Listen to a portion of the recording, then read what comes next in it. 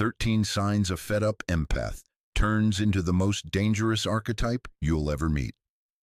There's a transformation Jung documented but rarely spoke about publicly, a metamorphosis so psychologically potent, so socially destabilizing, that he relegated most of his observations to private letters and unpublished case notes. It wasn't about psychosis, it wasn't about mental illness. It was about what happens when the most emotionally intelligent people in any system, the ones who hold everyone else together, finally stop. Jung called them carriers of the collective shadow. Today, we call them empaths. And when they reach their breaking point, they don't just break down. They transmute into something far more dangerous than their former selves. This isn't metaphor. This isn't spiritual bypassing. This is documented psychological warfare. In his 1928 letter to a colleague, Jung wrote about a patient he called the nurse who became a mirror, a woman whose radical transformation from selfless caregiver to unflinching truth-teller triggered what he described as a small-scale collective psychosis in her hospital ward. Staff members who had relied on her emotional absorption for years suddenly found themselves confronting their own shadows, their own manipulations, their own desperate need for an unconscious emotional servant. Some thanked her privately. Most called her dangerous. Several demanded her termination, but Jung saw something else entirely. He saw the fulfillment of what he would later call individuation at its most threatening, the moment when someone stops living for collective approval and starts living from their authentic self. And he recognized that society has no category for this person except dangerous because they are. Not dangerous in the sense of violence or cruelty, dangerous in the sense that their very existence exposes the unconscious contracts holding dysfunctional systems together. The empath who awakens from their martyrdom trance becomes a walking disruption to every relationship, workplace, and family dynamic that relied on their silent sacrifice. They become what Jung called in his private notebooks the wounded healer turned dark magician, someone who understands emotional manipulation so deeply that they can either heal it or weaponize it. And the terrifying part, they've usually earned the right to do both. Think about the emotional infrastructure of your life for a moment. Who holds space for everyone's feelings? Who mediates conflicts? Who absorbs the anxiety so others can remain comfortable? Who sacrifices their own needs so the system stays stable? Now imagine that person suddenly withdrawing all of that labor, not with drama, not with explanation, just stopping. The system doesn't adapt. It collapses.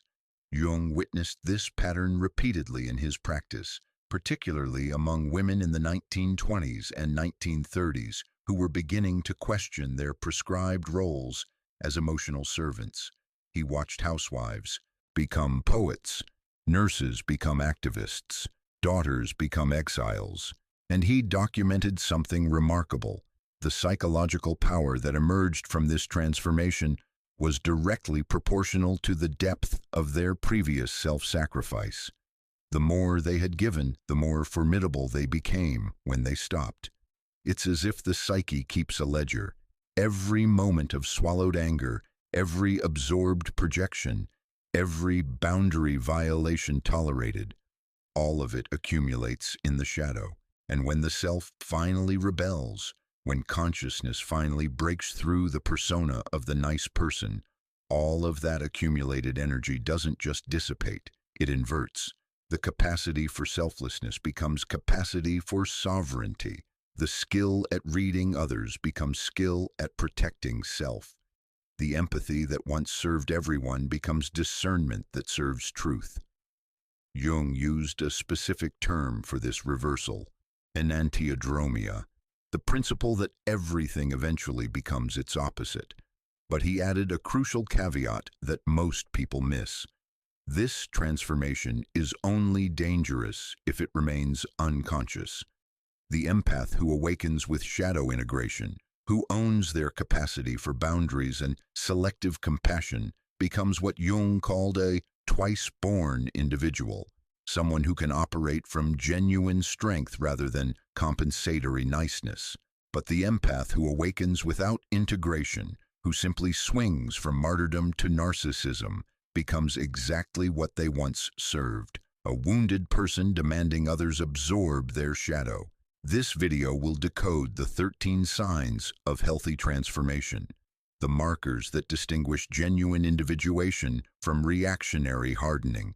Because make no mistake, the world is full of former empaths who simply traded one false persona for another, who replaced "I'm so giving" with "I'm so bounded," without ever touching the authentic self beneath both masks. They're not dangerous. They're just differently unconscious.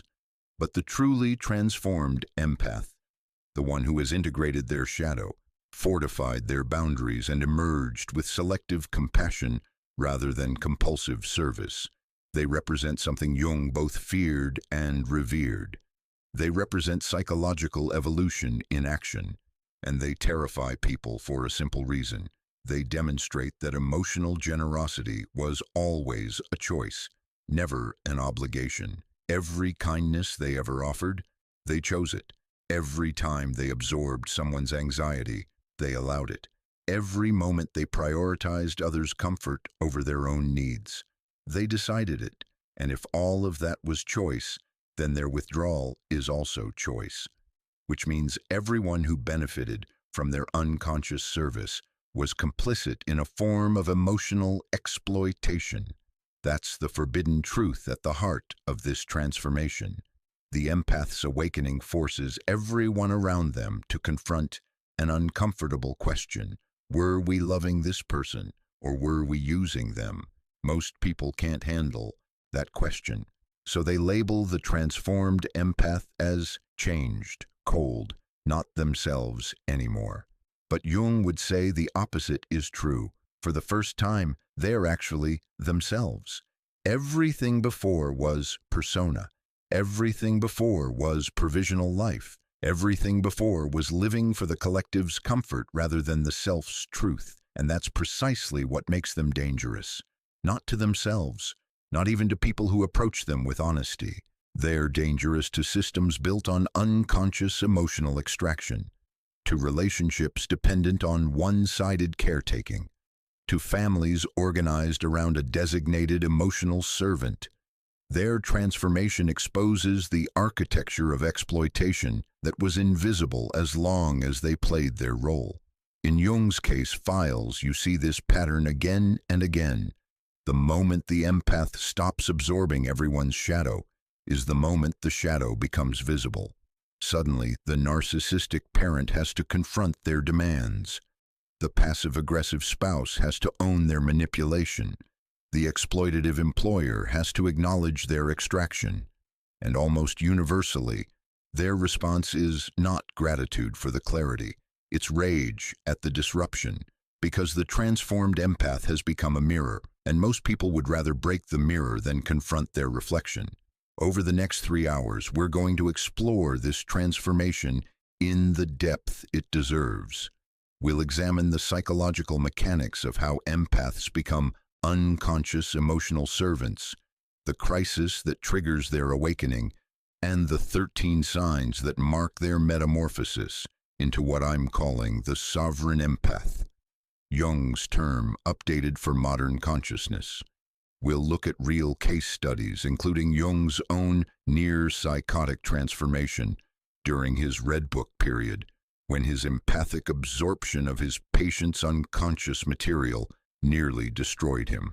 We'll explore the neuroscience behind empathic collapse and the research showing that this transformation isn't pathology, it's post-traumatic growth with protective boundaries. We'll map the complete hero's journey from martyrdom to sovereignty, including the shadow traps that await empaths who mishandle this transition. And we'll end with practical Jungian tools you can use today if you recognize yourself in this pattern. But first, we need to understand the specific psychological prison the empath lives in before transformation, and why escaping it requires becoming what others will call dangerous. because the cage isn't locked from the outside. It's locked from within by a belief system so deeply internalized that questioning it feels like death. And in a sense, it is the death of the false self, the death of the helper identity, the death of the provisional life. Jung insisted this death was necessary for psychological birth, but he also warned it would feel like descending into hell. Let's begin with the hell itself, the empath's martyrdom complex. Jung had a term for people who live their entire lives for others, provisional life. It's the condition of existing in a state of perpetual preparation, perpetual service, perpetual self-postponement. I'll take care of my needs after I help them. I'll pursue my dreams once everyone else is stable. I'll speak my truth when the timing is right. But the timing is never right. Everyone else is never stable, and the needs keep multiplying. The provisional life isn't really life at all. It's a dress rehearsal for a performance that never comes. And empaths are the most susceptible to this psychological trap because their gift becomes their prison. They can feel what others feel. They can sense what others need. They can intuit what others fear. And somewhere in childhood, usually through trauma or family dysfunction, they learn a devastating equation. My value equals my usefulness. Jung documented this pattern extensively in his work, with what he called auxiliary personalities, people whose entire identity formed around supporting, absorbing, and managing others' emotional realities. They weren't living their own life. They were living in the margins of everyone else's. He traced this to a specific developmental failure, the interruption of normal narcissistic development in early childhood. Healthy narcissism, the stage where a child learns they matter, their needs are legitimate, their existence has inherent worth, gets hijacked. Instead, the sensitive child learns they matter conditionally, only when useful, only when helpful, only when self-erasing. The family system often actively creates this dynamic, particularly in dysfunctional households that need a designated emotional stabilizer. Alcoholic father, the empath child learns to read his moods and manage everyone's response. Depressed mother, the empath child becomes her emotional support system, often by age 7 or 8. Conflicted parents, the empath child mediates, absorbs, distracts, anything to reduce the tension they feel like knives in their nervous system. And here's the insidious part. They're praised for this. You're so mature for your age.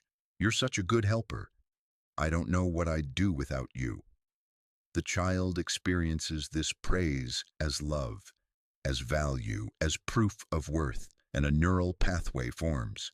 Self-sacrifice equals survival. By adolescence, this pattern has calcified into what Jung called a persona, a social mask that becomes mistaken for identity, the helper, the giver, the selfless one, the strong one. Everyone leans on, and the authentic self, the one with needs, boundaries, anger, desire, gets buried so deep that the person eventually forgets it ever existed. They become what Jung called identified with the persona. They genuinely believe they are the helpful, selfless, accommodating person. They can't access the parts of them that are selfish, demanding, indifferent, cruel. Those parts don't disappear. They go into the shadow, and from the shadow they operate unconsciously, creating what Jung called symptomatic behavior. The empath who never says no becomes chronically ill, forcing rest through the body since the ego won't allow it. The empath who never expresses anger develops migraines, autoimmune conditions, mysterious chronic pain, the shadow demanding acknowledgement through soma. The empath who never prioritizes self becomes depressed, anxious, exhausted, the self rebelling against the provisional life. But they interpret these symptoms as personal failure rather than psychological rebellion. I should be stronger, I should be more positive, I should be more grateful. Should, the language of the persona, not the self. Jung warned that this identification with the helpful persona leads to what he called empathic enmeshment, a state where boundaries between self and other dissolve completely. The empath doesn't just feel with others, they feel as others. Someone else's anxiety becomes their anxiety. Someone else's depression becomes their depression. Someone else's trauma becomes their trauma.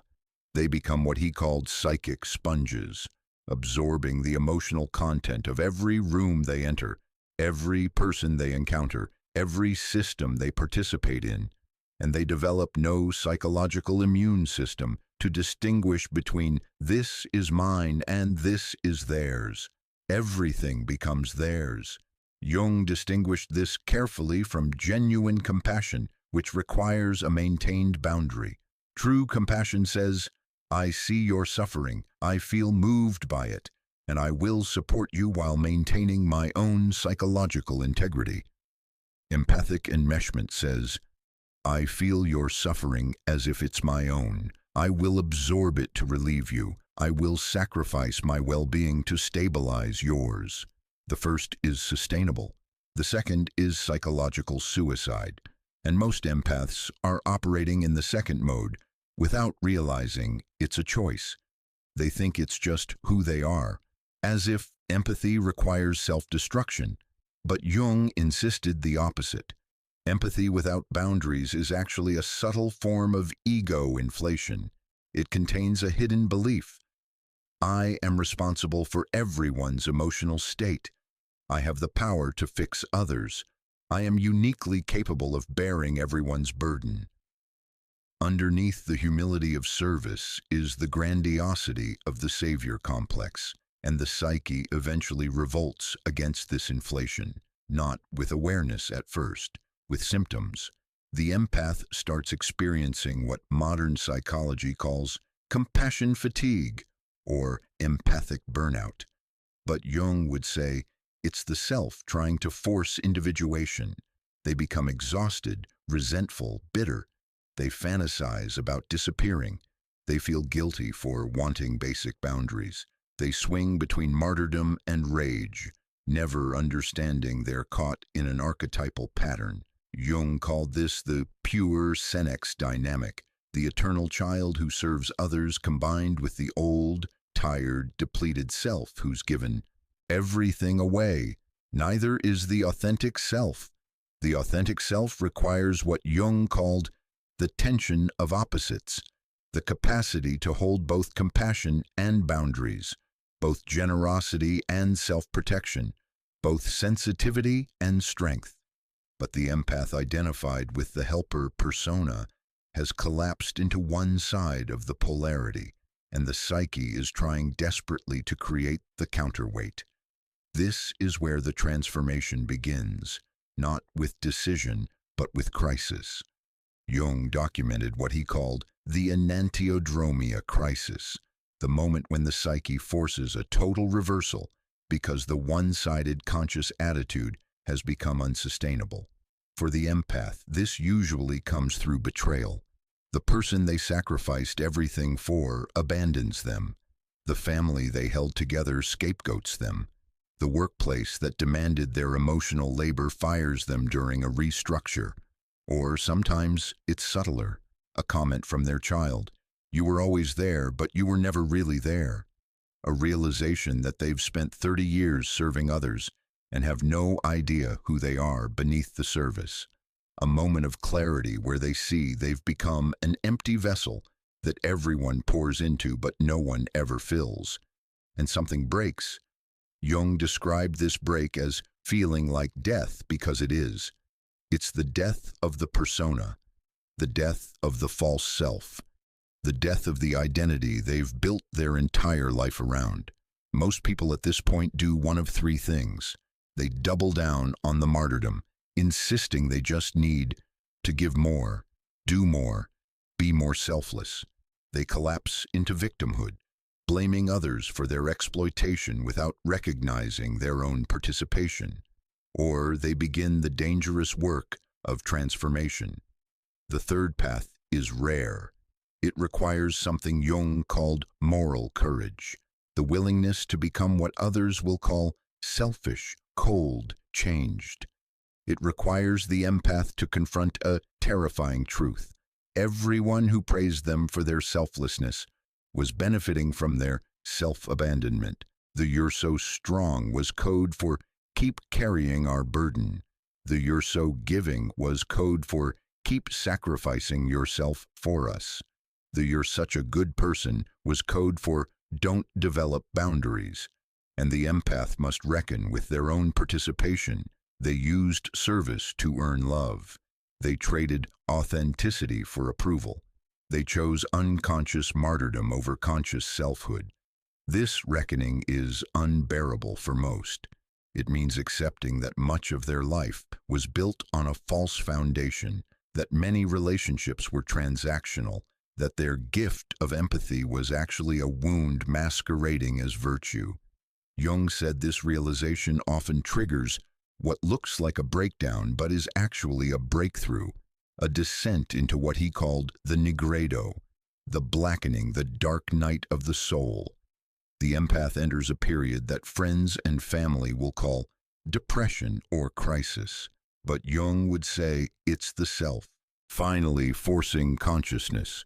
It's the long-suppressed shadow demanding integration. It's the beginning of individuation, becoming who you actually are rather than who others need you to be. And this individuation process, for the empath specifically, requires becoming what Jung both celebrated and warned about. Dangerous, not dangerous as in harmful, dangerous as in unwilling to participate in unconscious extraction anymore, dangerous as in able to see manipulation and refuse it, dangerous as in selective with compassion rather than compulsively offering it, dangerous as in psychologically sovereign. And Jung documented exactly what happens when an empath undergoes this transformation. The next section is a case study, a composite built from his files, of a woman he simply called the nurse who became a mirror. Her journey from martyrdom to sovereignty contains all 13 signs we'll explore later.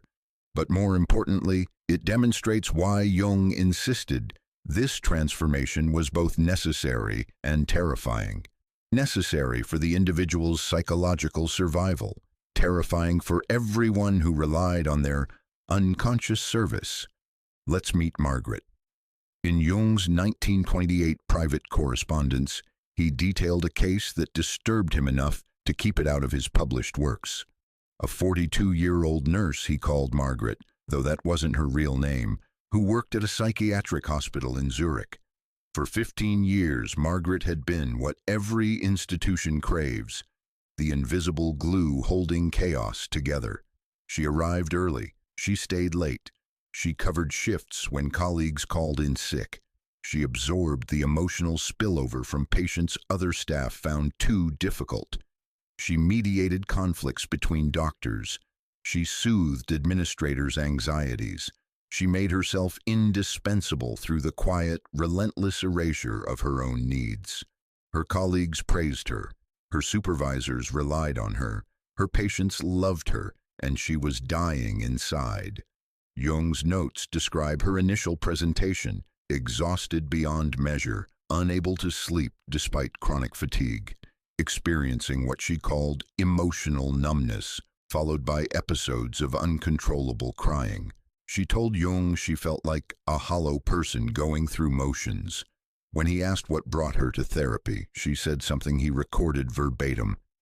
"I realized I don't know who I am when no one needs me." Jung recognized the pattern immediately: provisional life, persona identification, empathic enmeshment. But what happened next was unusual enough that he documented it across multiple letters.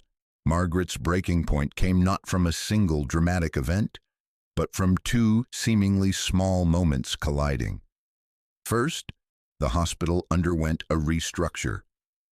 Her department head, a man she'd supported through his divorce, his drinking problem, and his professional crises, used the restructure to push her into a less favorable position, citing need for fresh energy in senior roles. He gave her position to his nephew. When Margaret privately confronted him, he said, "You've always been so understanding. I knew you'd take this gracefully." Translation, I knew you wouldn't fight back because you never have. Second, that same week, her 17-year-old daughter came home from school and found Margaret crying in the kitchen. Margaret tried to hide it, to reassure, to play the strong mother, and her daughter said something that Jung noted as the catalyst statement. "You do that thing where you're physically here, but emotionally you're not. You've done it my whole life. I don't think I actually know you, Mom. I just know the person you pretend to be for everyone." Margaret said those words cracked something open that had been sealed for decades. Not anger at her daughter, recognition. She realized her daughter was right, and not just about their relationship, but about Margaret's entire existence. She'd spent 42 years being whoever others needed her to be, the helpful nurse, the strong mother, the understanding colleague, the reliable friend, and she had no idea who Margaret actually was beneath all those performances. Jung wrote, "She described feeling as if she were watching herself from outside her body, seeing clearly for the first time that the woman everyone praised was an elaborate fiction. The real woman, with needs, boundaries, anger, desire, had been buried so thoroughly that excavating her would require demolishing everything built on top." Most people at this point would seek reassurance, would want Jung to help them return to functionality. Margaret shocked him by asking, "How do I become who I actually am, even if it destroys everything I've built?" Jung said he knew in that moment she was prepared for real transformation. He gave her 3 months of what he called active isolation, permission to withdraw from all non-essential relationships and duties to do deep psychological work.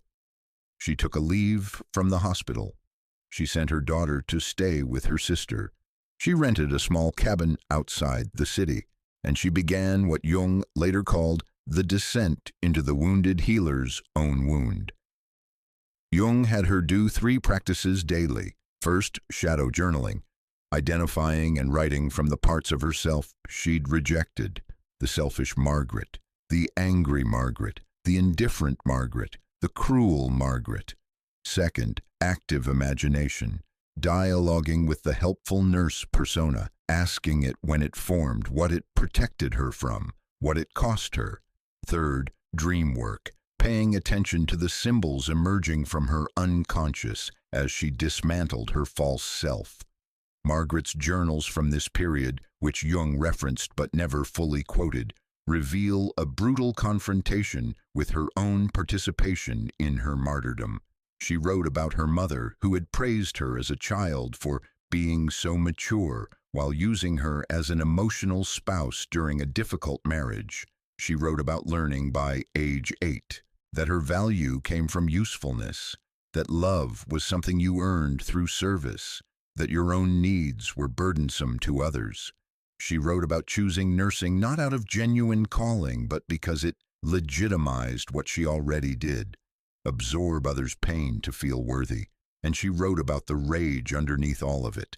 Rage at her mother, rage at her colleagues, rage at her husband who left when she wasn't fun anymore, rage at her daughter for needing a mother she didn't know how to be. But mostly, and Jung emphasized this was crucial, rage at herself, for the years of self-abandonment, for the relationships built on false premises, for the life half-lived in service to everyone else's comfort. Jung wrote that by week 8, Margaret's dreams shifted dramatically. Early dreams were about drowning, being buried alive, being trapped in burning buildings, the psyche depicting her psychological reality.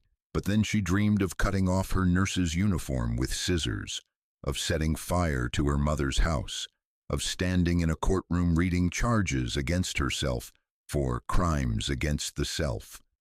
Jung interpreted these as the psyche preparing for transformation, the symbolic death of the false self preceding the birth of the authentic one.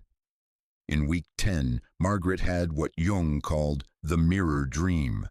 She dreamed she was back at the hospital, but instead of absorbing patients' emotions, she stood still and reflected them back like a mirror. A patient raged at her, and instead of soothing him, the dream Margaret said calmly, "I see you're enraged. What will you do with that rage?" A colleague demanded she cover a shift, and the dream Margaret responded, "I see you need help. Who else can you ask?" A supervisor tried to make her responsible for his mistake, and the dream Margaret simply said, "That's your responsibility, not mine." In the dream, people became furious with her, called her cold, called her changed, called her not herself, and the dream Margaret felt for the first time completely at peace. Jung wrote, "She understood upon waking that the mirror function, reflecting rather than absorbing, was her authentic empathic capacity. Everything before had been enmeshment masquerading as compassion."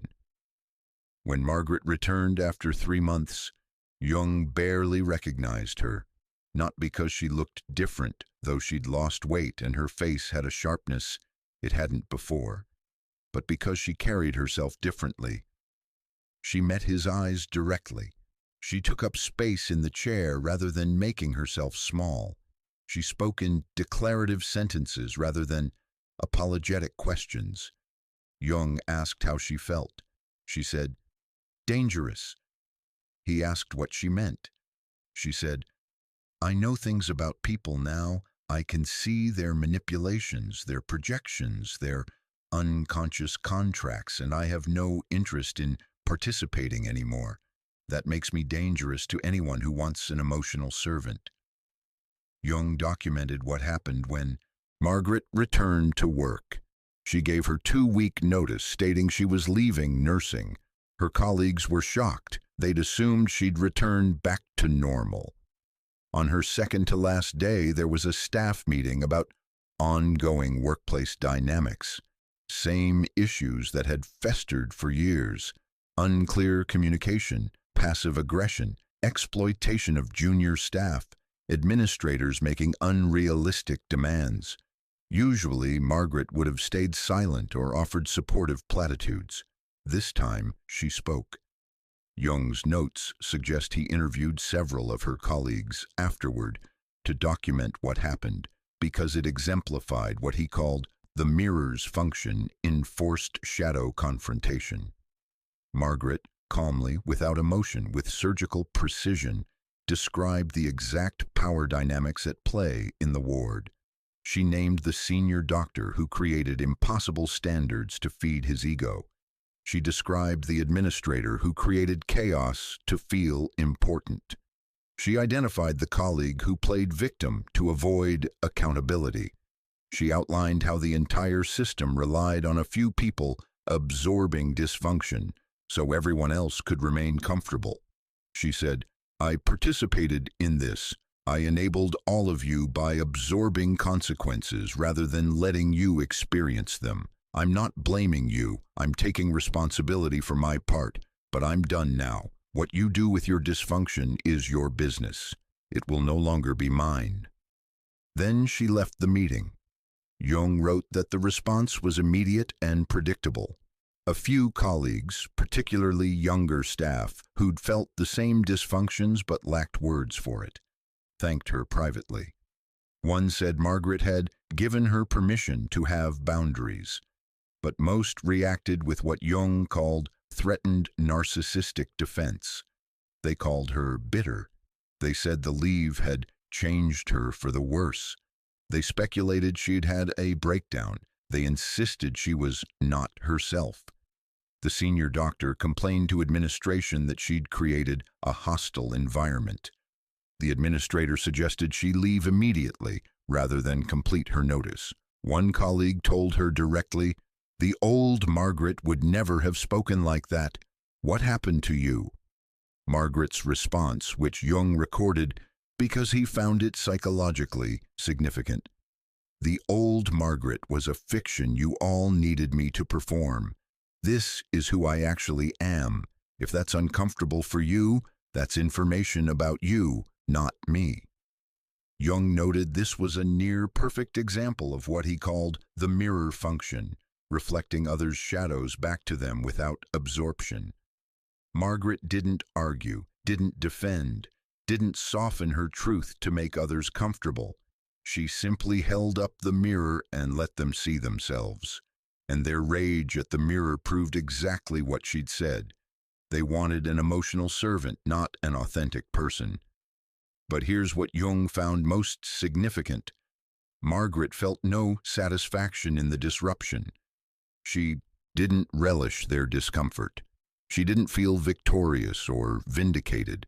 She felt, in her words, sad that it took me 42 years to choose myself, and relieved I finally did. Jung wrote, "This absence of vengefulness indicated genuine shadow integration. She had owned her own participation, mourned the years lost, and emerged without needing to punish others for their complicity. The danger she represented was not retaliatory but ontological. Her very existence threatened systems built on empathic exploitation." Margaret left nursing and, after several months, opened a small private practice teaching boundary work to healthcare professionals. Her daughter, after an initially turbulent adjustment, told Margaret she preferred real mom to perfect mom. And Margaret reported something Jung found theoretically important. She felt more genuinely compassionate now than during her martyrdom years, because now her empathy was chosen rather than compulsive, offered from fullness rather than depletion, given to those who reciprocated rather than distributed indiscriminately. Jung wrote, "She discovered what few understand, that empathy without discernment is not virtue but self-harm. True compassion requires the capacity to withhold it from those who would weaponize it." In his final session with Margaret, Jung asked if she had advice for others in similar positions. She said something he quoted in multiple later letters. "You're not obligated to drown just because someone else refuses to swim. Letting them experience consequences isn't cruelty. It's the only way they might learn to save themselves." Jung closed the case file with a theoretical note. Margaret exemplifies the rare individual who completes Enantiodromia consciously, transforming from unconscious martyrdom to conscious sovereignty without collapsing into narcissistic defensiveness. She became dangerous not through malice, but through authenticity, and her danger is therapeutic precisely because it refuses to participate in collective neurosis. This case became foundational for Jung's later work on what he called the individuated empath, someone who maintains empathic capacity while refusing empathic exploitation. But before we explore that fully, we need to understand the modern science validating what Jung observed clinically, because Margaret's transformation isn't just a compelling story. It's a documented psychological pattern with neurological correlates, measurable outcomes, and replicable processes. The next section bridges Jung's insights with contemporary research on empathy, boundaries, and what happens to the brain when empaths undergo this metamorphosis. Jung's observations about empathic transformation weren't metaphor. They were clinical descriptions of a neurological and psychological process that modern science has now mapped with remarkable precision. In the decades since Jung documented Margaret's case, researchers have identified the exact brain mechanisms underlying empathic absorption and what happens when those mechanisms collapse and restructure. Let's start with the neurology. Dr. Elaine Aron's research on highly sensitive persons has revealed that approximately 20% of the population has a nervous system wired for deeper processing of sensory and emotional information. Brain imaging studies show these individuals have heightened activity in regions associated with empathy, emotional regulation, and self-other awareness, specifically the insula, mirror neuron system, and prefrontal cortex. This isn't pathology. It's a documented neurological variation, but here's where it becomes relevant to Jung's observations. This heightened sensitivity becomes problematic when combined with inadequate boundaries and childhood conditioning toward self-sacrifice. The sensitive nervous system that could be a gift becomes a liability. Dr. Aaron's research shows that highly sensitive people, without healthy boundaries, experience chronic nervous system dysregulation. They're essentially in a constant state of fight or flight because they're processing everyone else's emotional data as if it's their own. The body can't distinguish between this person is anxious and I am anxious when boundaries are dissolved. This creates what neuroscientists call empathic overload, a state where the mirror neuron system is constantly activated without the regulatory capacity to metabolize what it's absorbing, and chronic overload leads to what the research calls empathic collapse. Studies from the Max Planck Institute for Human Cognitive and Brain Sciences show that sustained empathic strain triggers a defensive neurological adaptation. The brain essentially starts shutting down empathic circuits to protect itself, creating what looks like depression, emotional numbness, or dissociation. But Jung would recognize this as the psyche's self-protective mechanism, forcing a necessary withdrawal, the provisional life becoming unsustainable at the neurological level. Dr. Jamil Zaki's research at Stanford on empathic concern versus empathic distress makes an even more precise distinction. Empathic concern, feeling for someone while maintaining self-other distinction, activates reward and caregiving circuits in the brain. It's sustainable and actually increases well-being. Empathic distress, feeling someone else's pain as if it's your own pain, activates threat and stress circuits. It's unsustainable and leads to burnout, anxiety, and avoidance. This maps perfectly onto Jung's distinction between genuine compassion and empathic enmeshment. Margaret, in her nursing years, was operating in empathic distress mode constantly. Her nervous system couldn't distinguish between patients' suffering and her own suffering. Her transformation required a neurological shift from distress to concern, maintaining empathic awareness while reinstating self-other boundaries.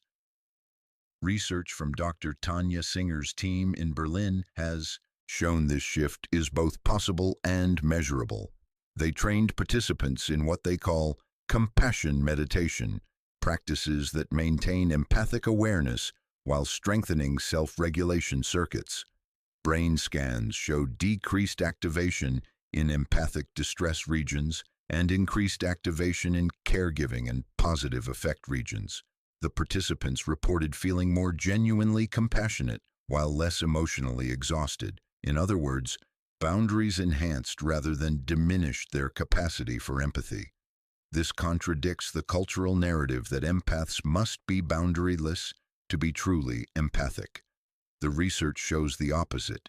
Empathy without boundaries depletes and eventually destroys empathic capacity. Now let's look at the relational dynamics. Dr. Ramani Durvasula's research on empaths in narcissistic abuse cycles reveals another crucial piece. Empaths are disproportionately targeted by manipulative personalities precisely because of their empathic enmeshment. Narcissists, sociopaths, and other exploitative personalities can sense when someone lacks boundaries, when someone will absorb projection, when someone can be used as an emotional dumping ground, and they orient toward those people with unerring accuracy. Durvasula's work shows that empaths in these dynamics develop what she calls hypervigilance to others' needs, combined with blindness to exploitation. They can read micro-expressions, tone shifts, unspoken needs, but they can't recognize when that reading is being weaponized against them. They think their empathy is serving connection. They don't realize it's enabling abuse. The transformation Jung documented, the empath's awakening to manipulation, requires developing what Durvasula calls defensive empathy. This is the capacity to read others' emotional states while simultaneously recognizing red flags of exploitation. The photograph sits in a neuroimaging lab at UCLA, dated 2019. A woman lies perfectly still inside an fMRI machine while researchers monitor her brain activity. They've just shown her a video of someone in pain, a stranger stubbing their toe, grimacing, clutching their foot. Her brain lights up like a fireworks display, not just in the expected regions, not just the anterior cingulate cortex, where empathy typically registers. Her mirror neuron system has exploded into hyperactivity. The regions that would activate if she had stubbed her toe are firing at nearly identical intensity. She is, neurologically speaking, experiencing the stranger's pain as her own. Dr. Elaine Aron had predicted this 30 years earlier. In her groundbreaking 1996 research on highly sensitive persons, Aron identified what she called sensory processing sensitivity, a genetic trait affecting roughly 20% of the population. These individuals possessed nervous systems calibrated to detect subtleties others missed entirely. But Aron discovered something Jung had intuited decades before. This wasn't just about sensory input. It was about empathic absorption. The HSPs in her studies didn't just notice more, they felt more. Their bodies responded to others' emotional states with involuntary physiological reactions.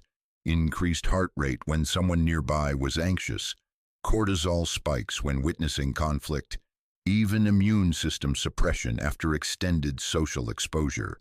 Jung had called them those who carry the unlived lives of others. Modern neuroscience calls it affective resonance syndrome. But here's what Aron's research revealed that sends chills through anyone who's lived this experience. Chronic overstimulation doesn't just exhaust these individuals, it fundamentally restructures their neurology. After years of absorbing others' emotions without adequate recovery, the brain begins a defensive adaptation process. The very mirror neuron systems that made them so empathically gifted start to show what researchers call selective inhibition patterns. Translation: the brain learns to shut down, not completely, not randomly, but strategically. The empaths who survive decades of emotional labor develop what looks on brain scans like armor. Their mirror neurons still activate, but now they're gated by prefrontal cortex override systems. Conscious choice replaces automatic absorption. This is precisely the transformation Jung described as dangerous, because the world built its relationship with these people based on their automatic empathy. When that empathy becomes selective, every social contract shatters. Dr. Judith Orloff, psychiatrist and author of The Empath's Survival Guide, documented this phenomenon across 15 years of clinical practice. She noticed a pattern among her most empathic patients. Those who didn't learn selective emotional engagement eventually experienced what she termed empathic collapse. The symptoms looked like depression, profound fatigue, emotional numbness, social withdrawal. But it wasn't depression.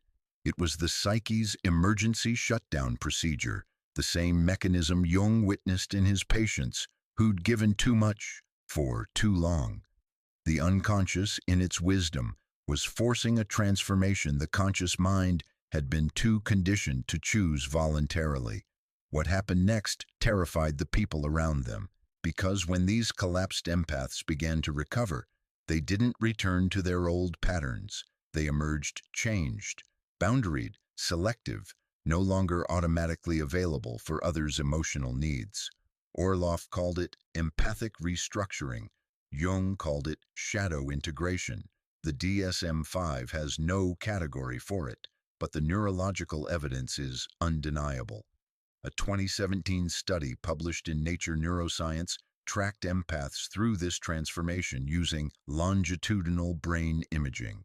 What they found challenged every assumption about empathy as a stable trait. The researchers discovered that empaths who underwent significant life stress, particularly relational trauma or chronic boundary violations, showed dramatic changes in their neural architecture within 18-24 months. Their mirror neuron systems didn't atrophy, they evolved. New connections formed between the mirror neuron regions and the dorsolateral prefrontal cortex, the brain's executive function center. The automatic empathic response was being rerouted through conscious evaluation circuitry. They were developing what neuroscientists called volitional empathy, the ability to choose when to feel with someone rather than being neurologically compelled to do so. This is the empath's most dangerous weapon, selective emotional intelligence. Dr. Ramani Durvasula spent 2 decades studying empaths trapped in relationships with narcissists. Her research revealed why this transformation becomes necessary for survival and why it appears so threatening to those who've exploited empathic nature. In her 2018 book, Don't You Know Who I Am?, Durvasula documented the cycle that traps empaths with exploitative personalities. The empath's automatic attunement to others' needs makes them perfect targets for narcissistic supply. They sense the narcissist's wounded core and attempt to heal it through endless emotional labor. But here's what Durvasula discovered that validates Jung's warnings. The empaths who escaped these dynamics didn't do so through compassion or understanding. They did so through what she called radical boundary formation. This meant developing the capacity to witness suffering without automatically rushing to alleviate it, to recognize manipulation without feeling obligated to fix the manipulator, to say no without guilt, I don't care without shame, your feelings are your responsibility without apology. In other words, they had to integrate precisely the shadow qualities their entire identity had been built on rejecting.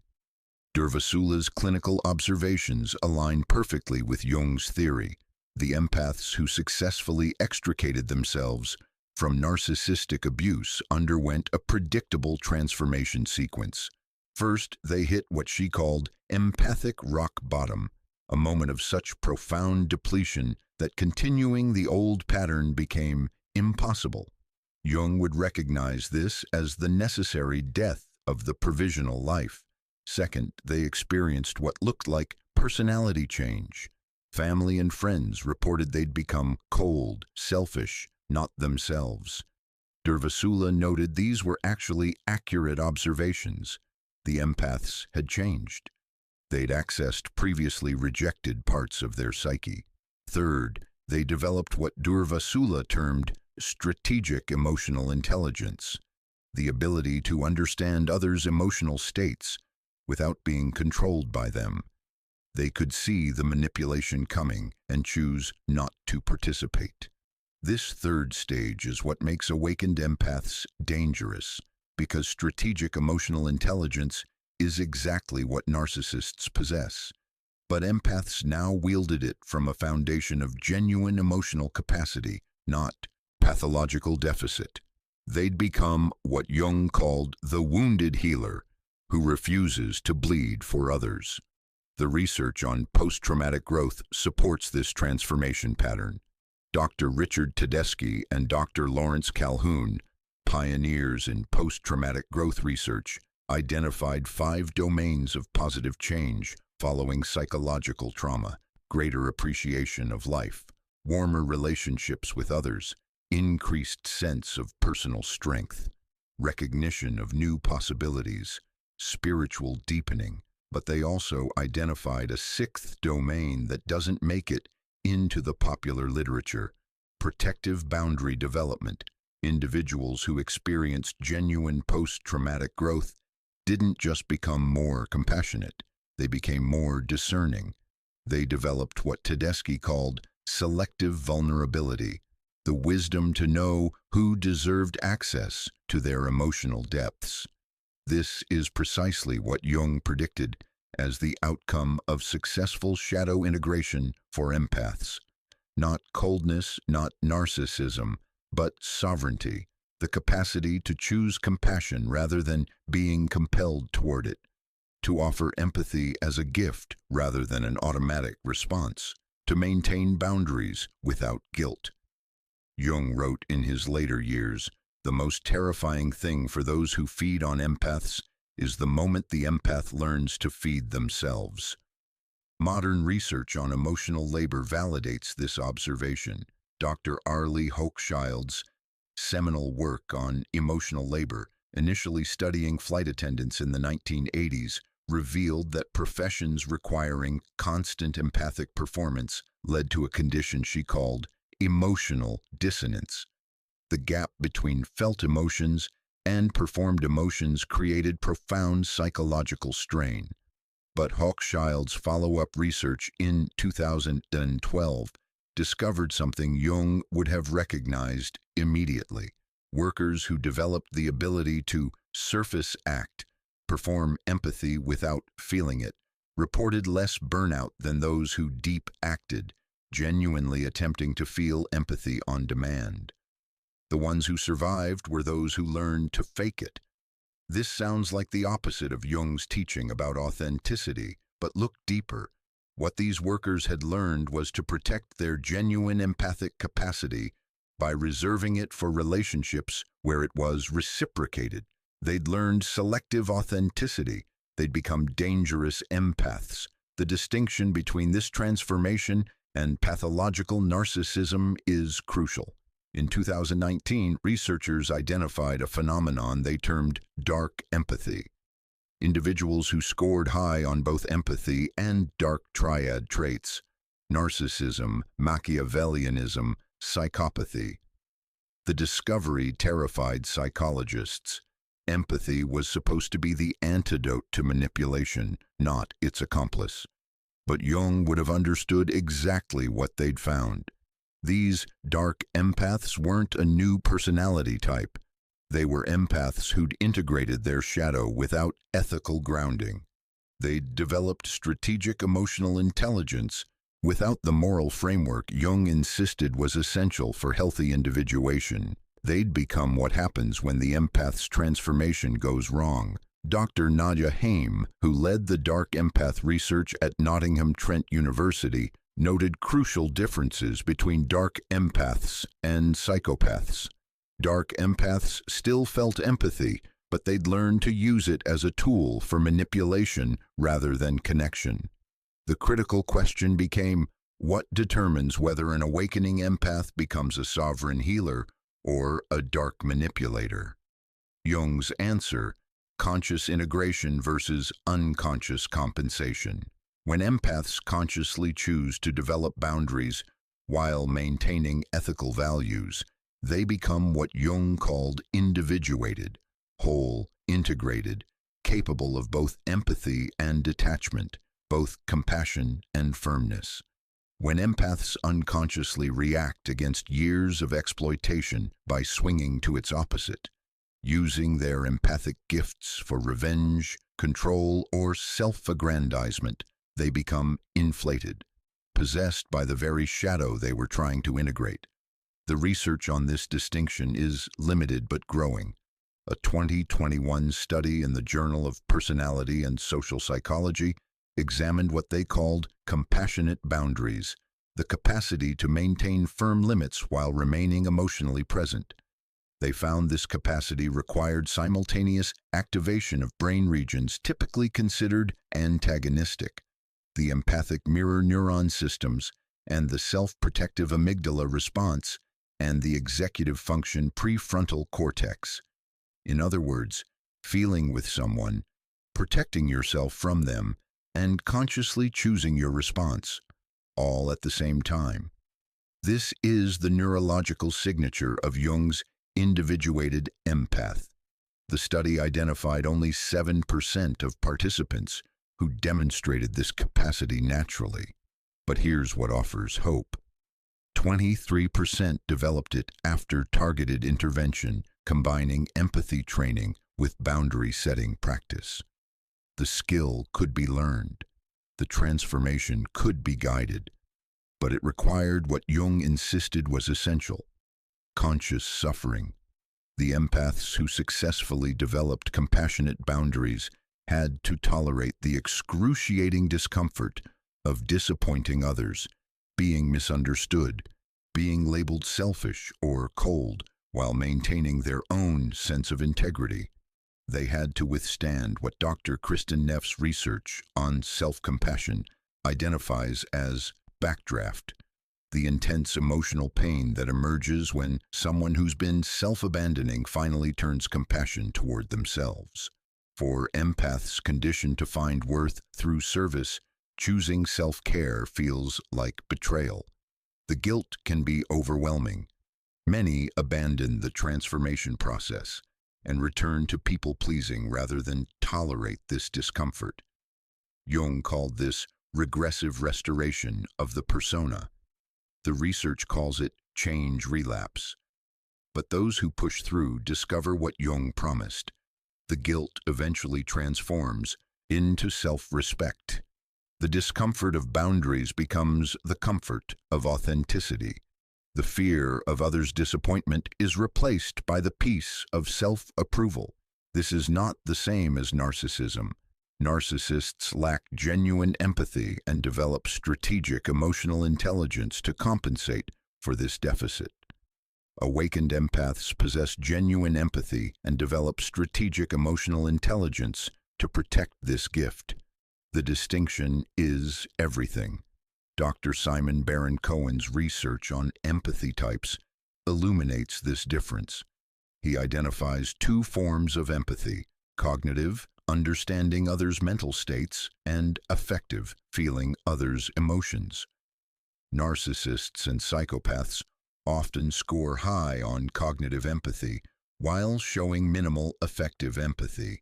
They understand others' emotions intellectually and use this understanding for manipulation. Awakened empaths possess both cognitive and affective empathy, but they've learned to modulate the affective component. They can turn down the volume on feeling others' emotions while maintaining the understanding of those emotions. This gives them a profound advantage. They can choose when to feel with someone based on whether that person has earned such intimacy. The research on this capacity is new but explosive. A 2022 study published in Psychological Science used real-time fMRI feedback to teach empaths how to consciously regulate their mirror neuron activation. The results were startling. Within 6 weeks, participants learned to reduce their automatic empathic response by up to 60% while maintaining their ability to accurately read others' emotional states. They developed what the researchers called empathic discretion. Jung would have called it successful shadow integration, because what they'd learned was to own the part of themselves that didn't want to constantly feel others' pain, the part that wanted to prioritize their own needs, the part that could witness suffering without being compelled to fix it. The shadow qualities every empath is taught to reject as selfish. But here's what the research confirms. Empaths who developed this capacity reported increased life satisfaction, improved relationships, and greater capacity for genuine intimacy, not less, because they were no longer performing empathy out of compulsion or conditioning. They were offering it as a conscious choice to people who reciprocated their care. They'd become dangerous in exactly the way Jung predicted. Dangerous to exploitation, dangerous to manipulation, dangerous to false social contracts built on their self-sacrifice, but safe, finally beautifully safe, to themselves. Dr. Paul Bloom's controversial 2016 book Against Empathy argued that empathy itself was dangerous, that it led to burnout, bias, and poor decision-making. He advocated for rational compassion instead. But Bloom missed what Jung understood. The problem isn't empathy. The problem is unconscious, unprotected empathy. The empaths Jung worked with didn't need to abandon their empathic gifts. They needed to integrate them with boundaries, discrimination, and self-preservation.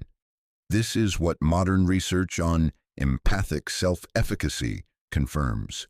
A 2020 meta-analysis of empathy research found that individuals who felt capable of controlling their empathic responses experienced none of the burnout associated with high empathy. The danger wasn't the empathy, it was the helplessness. When empaths learn they can modulate their empathic attunement, that they possess an emotional volume dial they'd never known existed, everything changes. This discovery often comes through crisis. Dr. Elaine Aron's research found that most HSPs don't develop protective boundaries until they experience what she called sensitivity overload collapse, a period of such profound overwhelm that their nervous system forces a shutdown. Jung observed the same pattern. His most empathic patients typically came to him after years of selfless service had left them depleted, depressed, and despairing. They'd hit what we now call compassion fatigue, though Jung would argue it was actually compulsory compassion fatigue. The fatigue came not from genuine compassion, but from the exhaustion of giving it involuntarily, automatically, without choice or reciprocation. Modern research on compassion fatigue, particularly Dr. Charles Figley's work with healthcare workers and therapists, supports this distinction. Figley found that professionals who experienced severe compassion fatigue showed a common pattern. They'd been unable to say no to patients, unable to maintain emotional boundaries, unable to leave work stress at work. They'd been acting like empaths without boundaries. The intervention that worked wasn't teaching them to care less.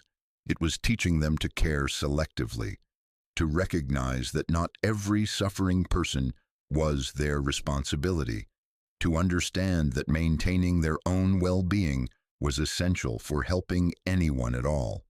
This is Jung's teaching, validated by modern research. Healthy empathy requires boundaries. Sustainable compassion demands selectivity. Genuine care necessitates self-protection. Without these qualities, empaths don't burn out, they burn up, and what rises from those ashes is what Jung called the dangerous empath, the individual who's learned through suffering that their empathy is a gift, not an obligation, that their emotional labor has value and should be offered only where it's reciprocated, that saying no is not cruelty but wisdom. This transformation is supported by recent research on what psychologists call post-traumatic wisdom, the specific insights that emerge from successfully processing traumatic experiences. Dr. Judith Gluck's work on wisdom development found that individuals who'd experienced and integrated relational trauma showed accelerated development in what she called empathic selectivity, the ability to discern who deserved their emotional investment. They'd learned, often painfully, that not everyone who triggers your empathy deserves your energy. This sounds harsh, but it's actually the foundation of sustainable compassion.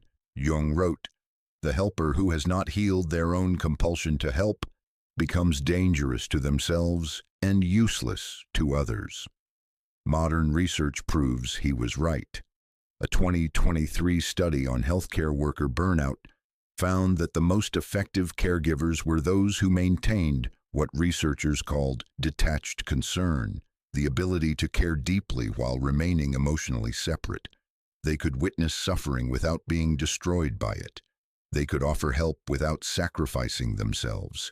They could maintain boundaries without guilt. They were empaths who'd become dangerous through wisdom. The neurological basis for this transformation continues to emerge. Recent research using diffusion tensor imaging, DTI, has revealed that chronic stress from empathic overextension actually changes white matter structure in the brain. Specifically, it weakens connections between emotional centers and executive function regions. In other words, years of boundary-less empathy physically impairs your ability to regulate your empathic responses. But the same research shows this damage can be reversed. When empaths learn and practice boundary setting, meditation, and selective engagement, the white matter connections strengthen again. often within 8–12 weeks. The brain can relearn protection. The nervous system can recalibrate. The empath can transform.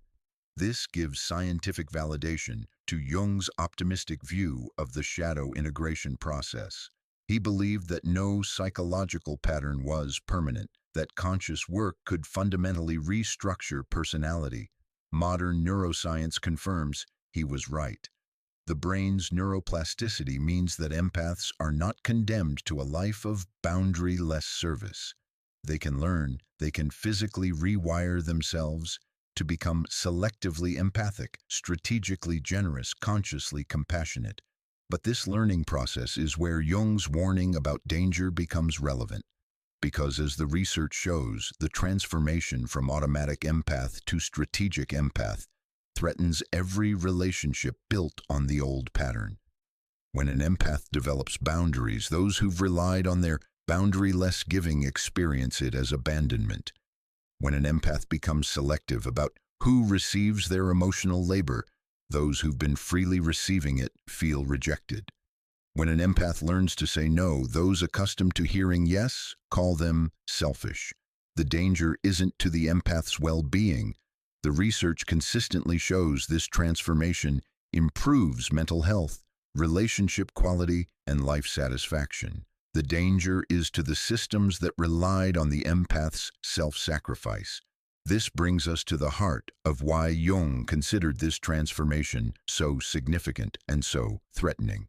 Because empaths don't exist in isolation. They exist within families, workplaces, social systems, and cultures that have organized themselves around the empath's unconscious generosity. When the empath wakes up and says, "No more," everything built on that foundation begins to collapse. The woman sitting across from Jung in 1928 had changed. 6 months earlier, she'd been what he privately termed the archetypal helper, a woman who'd devoted 30 years to caring for an invalid mother, raising her siblings' children, managing her husband's career, mediating family conflicts. Everyone described her as selfless, endlessly patient, always available. Now she sat in silence as her husband complained about her transformation. She no longer anticipated his needs. She'd stopped mediating his relationship with his critical father. She'd declined to host Christmas dinner after hosting it for 15 years. "She's become cold," the husband said. "Selfish, not the woman I married." Jung watched the woman's face. No guilt, no explanation, no attempt to justify herself. Just steady, unblinking presence. He recognized it immediately. She had integrated her shadow, and it terrified everyone around her. Jung began documenting what he called markers of empathic individuation, specific behavioral and psychological shifts that signaled an empath's transformation from unconscious helper to conscious sovereign. What he discovered became the foundation for understanding this dangerous awakening. The transformation followed predictable patterns. The same signs appeared across cultures, across time periods, across individual circumstances. These weren't personality changes. They were archetypal transformations, universal patterns of psychological evolution that terrified observers precisely because they were so profound. Over decades of clinical work, Jung identified 13 primary signs that an empath had begun the dangerous journey toward wholeness. Each sign represented not just a behavioral change, but an archetypal shift, a fundamental reorganization of the psyche that Jung insisted was both necessary for health and disturbing to witness. Let's examine each sign through Jung's lens, understanding why it emerges, what it signals, and why it threatens the social order built on empathic exploitation. Sign 1. The silence.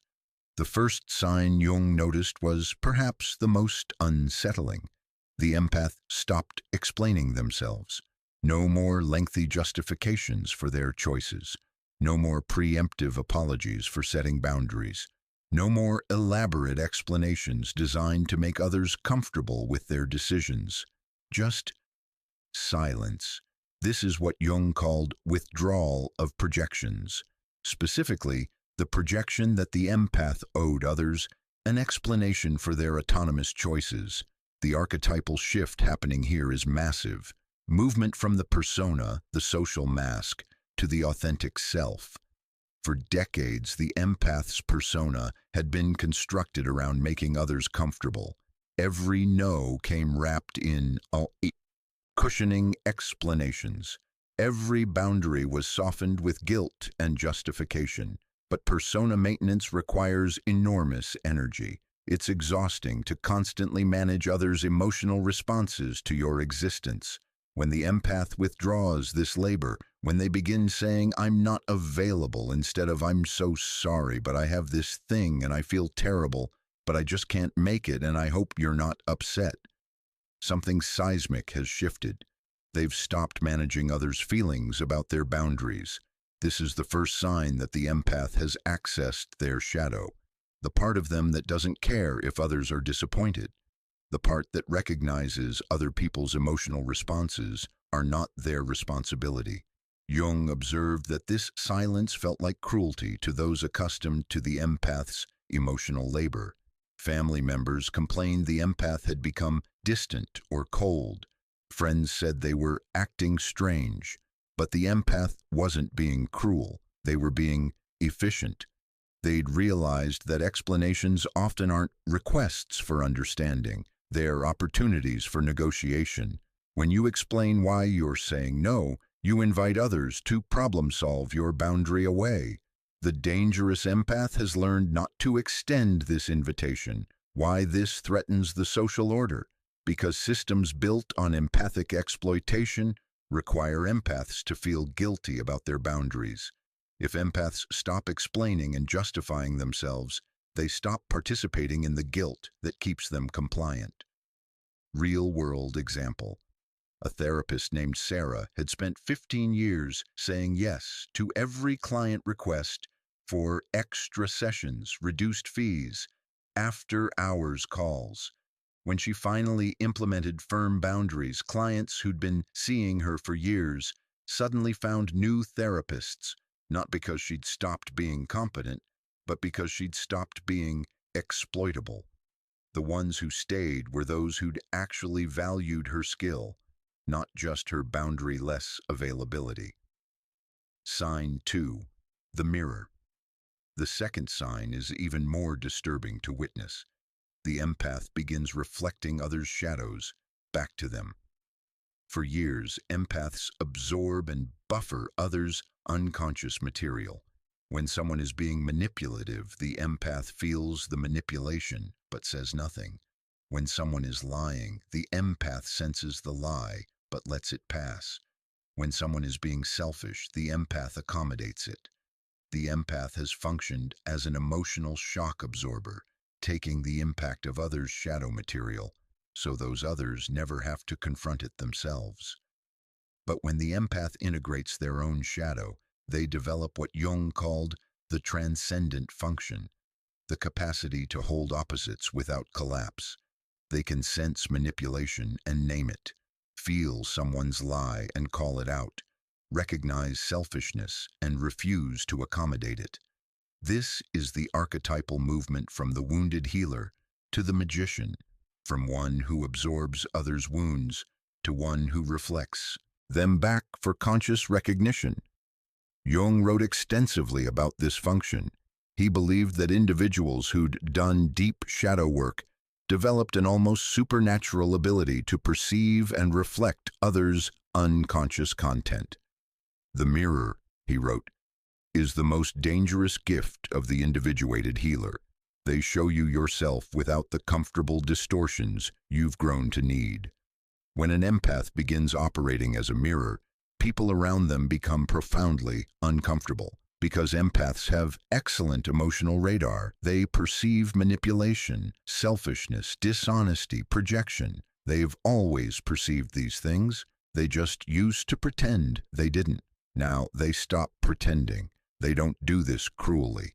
The dangerous empath isn't interested in punishment, but they are interested in truth. So when someone tries to manipulate them, They calmly name the manipulation. I notice you're using guilt to try to change my decision. When someone lies, they simply state, that's not accurate and I think you know it. When someone projects their own feelings onto the empath, they reflect it back. That sounds like something you're feeling, not something I'm doing. This mirroring function is unbearable for people who've depended on the empath to buffer their shadow material. Why this threatens the social order? Because most people are unconscious of their shadow patterns, and they rely on empaths to absorb that unconsciousness rather than reflect it. When empaths become mirrors, they force collective shadow confrontation. Real-world example. A woman named Maria had been the family peacekeeper for 40 years. When she stopped absorbing her siblings' projections and began reflecting them back, "You're angry at Mom, not at me," or "That's your guilt talking, not my responsibility," the family system collapsed. 3 siblings stopped speaking to her, calling her judgmental and mean. She hadn't attacked anyone. She'd simply stopped pretending not to see what she'd always seen. Sign 3.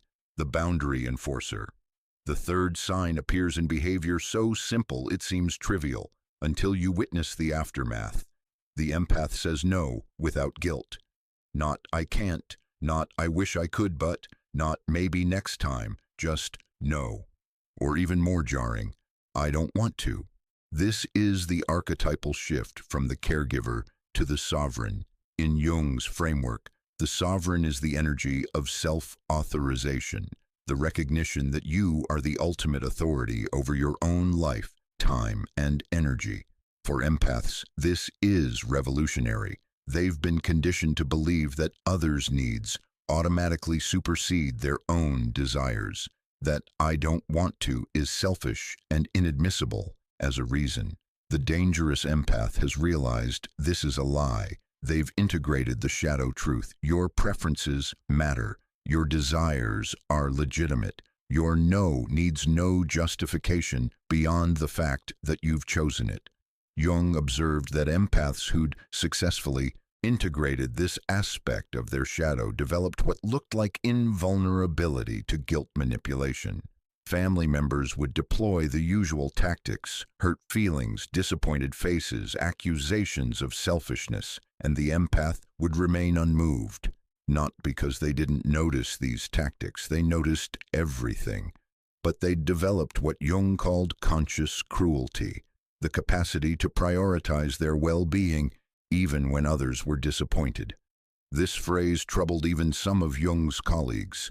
Conscious cruelty sounded pathological, narcissistic, but Jung insisted on the term because he wanted to acknowledge the shadow honestly. Setting boundaries does sometimes hurt others. Saying no does disappoint people. Prioritizing yourself can feel selfish. The individuated person doesn't pretend otherwise.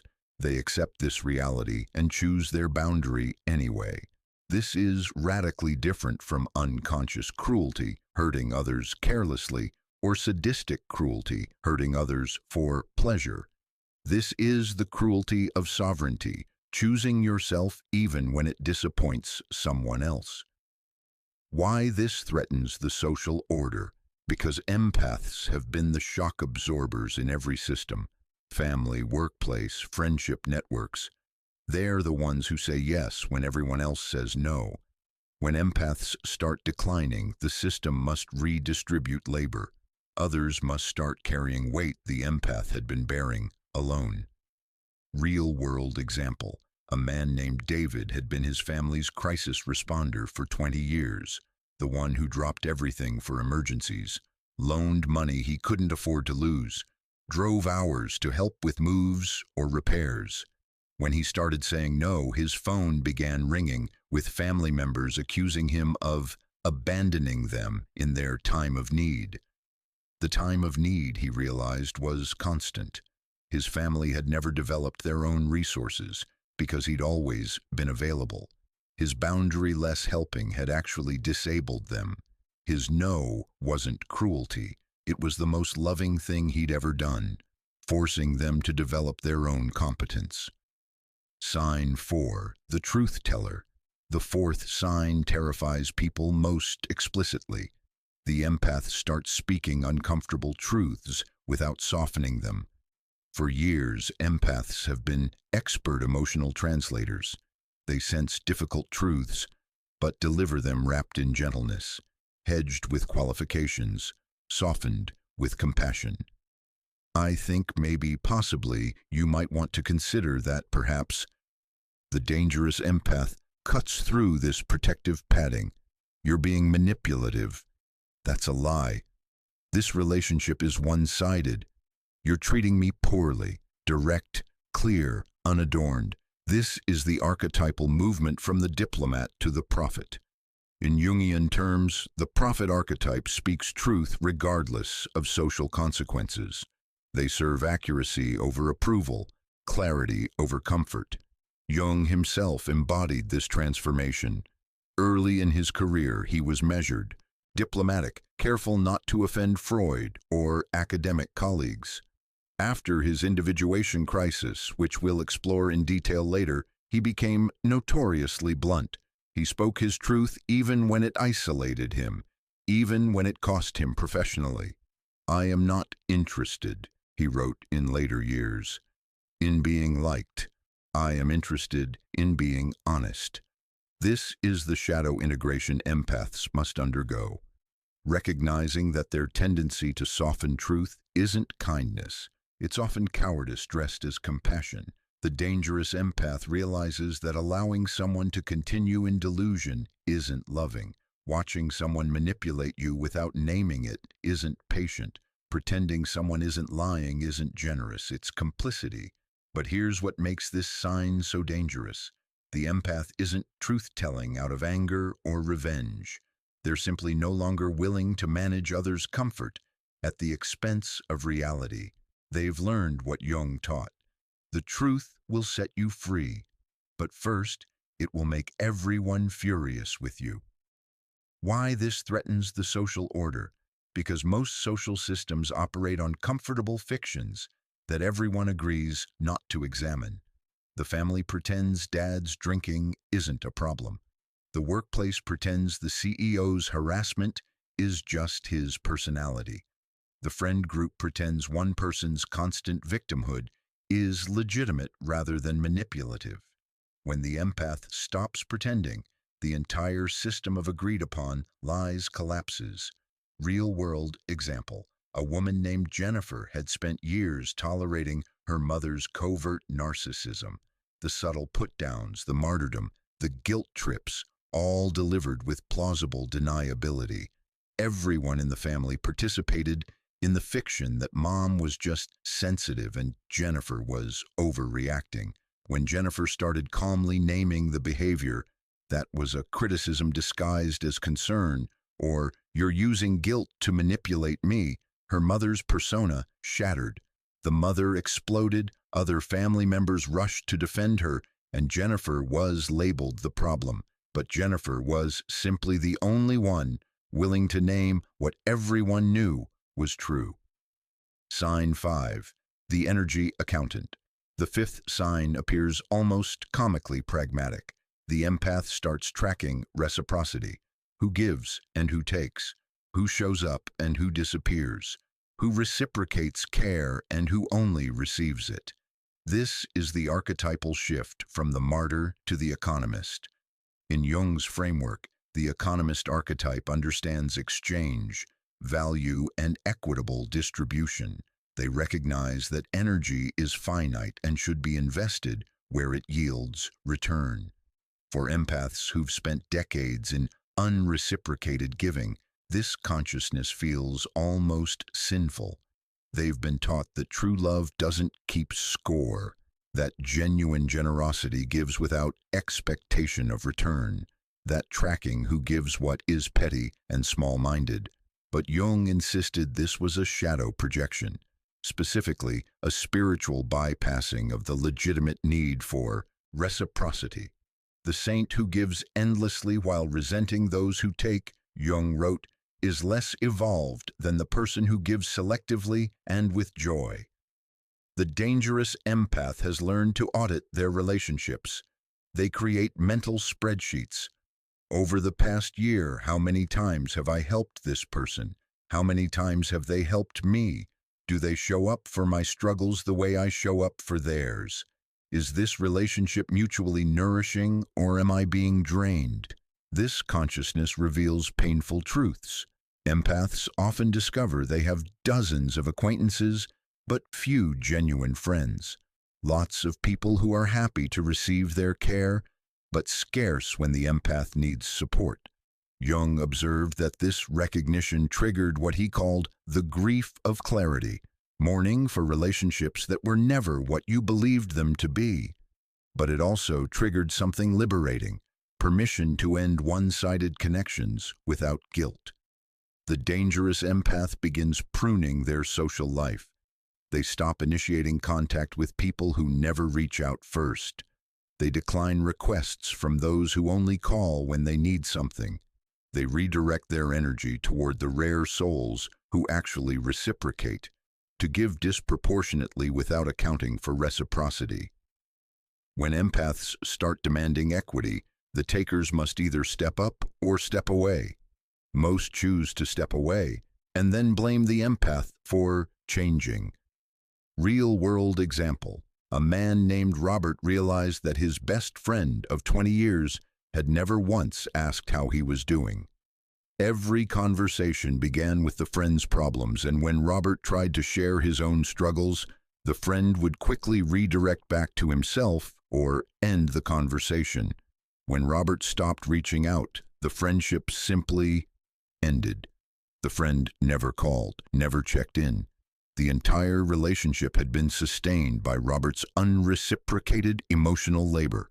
This revelation devastated Robert initially. Then it freed him. He'd been mourning a friendship that had never actually existed. Sign 6. The selective empath. The sixth sign represents perhaps the most fundamental transformation. The empath learns to choose who receives their empathic gifts. This is the movement from universal caregiver to conscious steward. In Jungian terms, the steward archetype understands that resources, including empathic capacity, are precious and should be allocated with wisdom. For decades, the empath's empathy has been automatic. Someone cries, the empath feels their pain. Someone struggles, the empath rushes to help. Someone suffers, the empath absorbs it. No choice involved, just reflexive emotional resonance.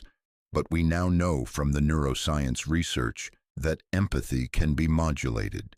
The dangerous empath has learned to install a gate between perceiving someone's emotions and feeling them as their own. They still notice that someone is in pain. They still understand what that person is experiencing, but they no longer automatically take on the emotional burden. Jung called this volitional compassion. Compassion as a conscious choice rather than an involuntary response. The dangerous empath asks themselves before engaging empathically, has this person earned access to my emotional depths? Do they reciprocate my care? Are they asking for genuine support or demanding emotional labor? Will my empathy actually help them, or will it enable their dysfunction? If the answers are no, the empath maintains what looks like cold observation. They see the person's pain but don't absorb it. This appears heartless to those who've been conditioned to see empathy as an obligation. But Jung insisted it was actually the highest form of compassion, the kind that helps rather than enables, that empowers rather than codepends. To feel everyone's pain equally, Jung wrote, is to help no one effectively. The dangerous empath realizes that their empathic capacity is finite. Every ounce of emotional energy spent on someone who won't do their own work is energy unavailable for someone who genuinely needs support. They become ruthlessly selective, not out of cruelty but out of wisdom. Why this threatens the social order? Because countless people have been receiving free empathic labor from individuals who never consented to provide it. When empaths start choosing who deserves their emotional gifts, those who've been taking freely suddenly find themselves cut off. Real-world example. A therapist named Lauren realized she'd been giving the same level of empathic engagement to clients who worked hard in therapy and clients who used sessions to complain without changing. She began calibrating her emotional investment to match clients' level of genuine engagement. The clients who were doing real work flourished. The clients who wanted validation without transformation complained she'd become less warm and found new therapists. Her effectiveness as a healer increased dramatically because she was no longer depleting herself on people who weren't ready for change. Sign 7, the shadow integrator. The 7th sign is internal but manifests externally. The empath begins openly owning their capacity for darkness. This is the archetypal work Jung considered most essential: conscious shadow integration, moving from the angel, the persona of perpetual goodness, to the whole human, capable of both light and darkness. For empaths, this is revolutionary because their entire identity has been constructed around being good, kind, patient, understanding, never angry, never selfish, never cruel. But Jung insisted these were persona constructions, not authentic qualities. Every human possesses the capacity for cruelty, selfishness, and destructiveness. Pretending otherwise doesn't make you good, it makes you unconscious. The dangerous empath stops pretending. They acknowledge, I can be manipulative when I want something. I'm capable of cruelty when I feel threatened. I have vengeful fantasies about people who've hurt me. I enjoy watching bad things happen to those who've wronged me.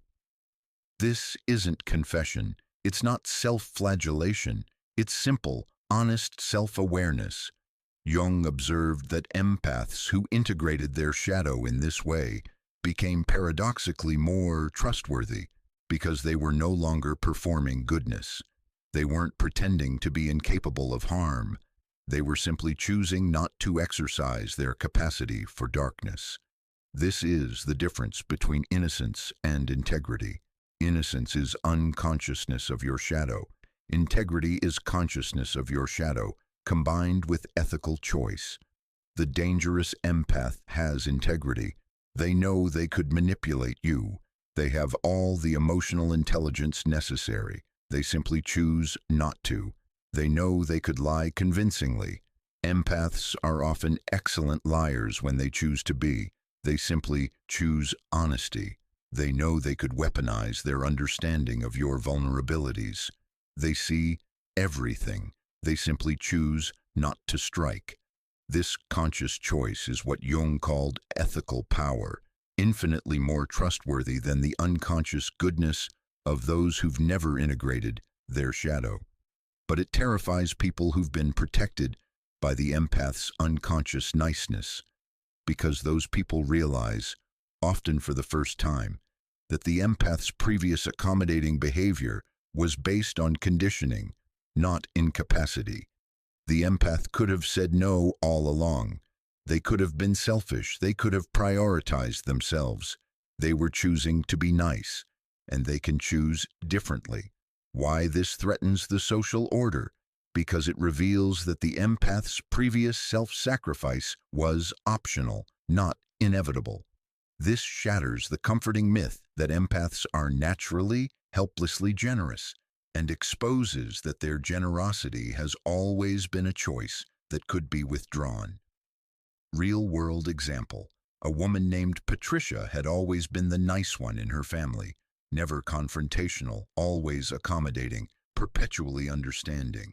When she began setting firm boundaries, her family was shocked. "This isn't like you," they said. Patricia's response, "It's exactly like me. I've always been capable of saying no. I'm just willing to do it now." This revelation horrified her family because it meant her previous compliance hadn't been her nature. It had been her choice, and she'd changed her mind. Sign 8, the strategic communicator. The 8th sign manifests in conversation. The empath begins using their emotional intelligence as leverage rather than service. This is the movement from servant to strategist. In Jungian terms, the strategist archetype understands power dynamics and uses perception for personal advantage, not manipulatively, but consciously. For years, empaths have used their exceptional emotional intelligence to make others comfortable. They sense what people need to hear and provide it. They anticipate objections and preemptively address them. They read the room and adjust their behavior to minimize conflict. All of this serves others' comfort at the empath's expense. The dangerous empath flips the script. They still perceive emotional dynamics with perfect accuracy. That gift doesn't disappear. But now they use that perception strategically for their own benefit. They recognize when someone is trying to manipulate them, and instead of accommodating it, they call it out, or simply refuse to engage. They sense when someone is testing their boundaries, and instead of allowing the test, they enforce consequences. They perceive group dynamics and power structures, and instead of trying to fix or soothe them, they position themselves advantageously. This isn't manipulation. This is the legitimate use of emotional intelligence for self-protection and self-advancement. Jung noted that this shift felt especially transgressive for empaths because they'd been taught that using perception for personal benefit was selfish. Empathic gifts were supposed to serve others, not the empath themselves. But this, Jung insisted, was exactly the shadow projection that needed integration. Emotional intelligence is a skill like any other, and there's nothing wrong with using your skills to benefit yourself. A musician can play for others' enjoyment or their own career advancement. An athlete can help teammates or compete for personal victory. A strategist can use their intelligence to serve an organization or build their own success. Why should emotional intelligence be different? The dangerous empath realizes it shouldn't be and begins wielding their empathic perception for their own strategic purposes. Why this threatens the social order? Because empaths have been unpaid emotional consultants for everyone around them. When they start using their consultancy for their own benefit, rather than giving it away freely, everyone loses access to free emotional labor. Real-world example. A man named Chris had always used his empathic perception to mediate conflicts at work, help colleagues navigate difficult personalities, and smooth over tensions. He was never promoted. He was too valuable as the unofficial office therapist. When he stopped providing free emotional consultation and started using his perception to advance his own career, reading power dynamics, positioning himself strategically, advocating for himself, he was promoted within 6 months. His colleagues complained he'd become political. He'd simply started using his skills for himself instead of giving them away. Sign 9, the detached observer. The 9th sign appears in crisis. The empath maintains emotional distance even during others' emergencies. This is the archetypal shift from rescuer to witness. In Jung's framework, the witness archetype can observe without intervening, see without saving, acknowledge without fixing. For empaths, this is perhaps the most difficult transformation because their entire nervous system has been wired to respond to others' distress with immediate intervention. Someone cries, the empath rushes to comfort. Someone panics, the empath absorbs their anxiety and becomes calm for them. Someone faces crisis, the empath drops everything to help. This automatic response feels like compassion, but Jung argued it was often something darker, the compulsive need to manage others' emotions, to manage your own anxiety about their emotions. The dangerous empath has learned to tolerate their own discomfort at witnessing others' pain without rushing to fix it. They can sit with someone who's crying without immediately trying to stop the tears. They can watch someone make bad decisions without intervening to save them from consequences. They can witness crisis without abandoning their own priorities to rescue. This isn't coldness. It's the recognition that some pain is necessary for growth. Some crises are self-created, and only the person in crisis can resolve them. Some emergencies aren't actually emergencies. They're manipulations disguised as urgency.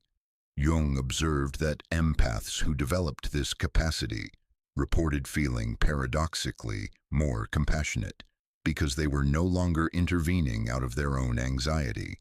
When they did choose to help, it came from genuine choice rather than compulsion. The key phrase here is choose to help.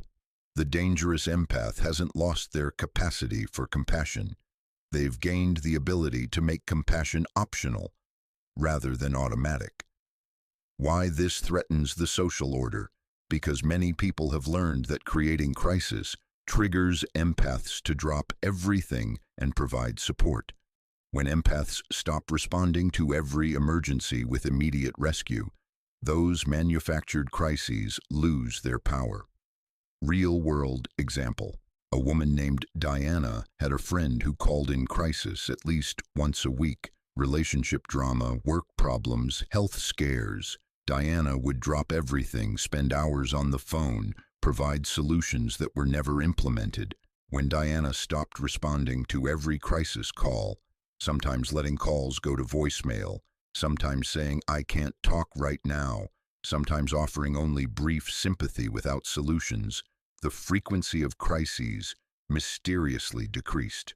The friend had been unconsciously creating drama because it guaranteed Diana's attention. When that guarantee disappeared, so did much of the drama.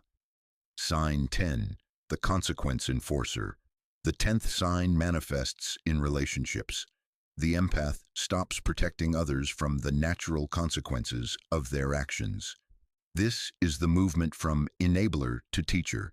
In Jungian terms, the teacher archetype understands that consequences are the most effective instructor, and that preventing natural consequences prevents growth. For years, empaths have functioned as consequence buffers. When someone behaves badly, the empath absorbs the discomfort. When someone makes poor choices, the empath mitigates the damage. When someone violates boundaries, the empath adjusts their own boundaries to accommodate. All of this prevents people from learning from their own behavior. The dangerous empath stops cushioning reality. Someone treats them poorly, the empath ends the relationship rather than giving endless second chances. Someone violates a boundary, the empath enforces an immediate consequence rather than explaining why the boundary matters. Someone makes a mess, the empath lets them sit in it rather than cleaning it up for them. Jung called this allowing reality to teach, and he considered it more compassionate than constant rescue. Because when you prevent someone from experiencing consequences, you prevent them from learning. You keep them perpetually immature, dependent on your intervention to save them from themselves. The dangerous empath realizes that letting someone experience pain from their own choices isn't cruelty, it's respect. It's treating them as capable adults rather than children who need protection from reality.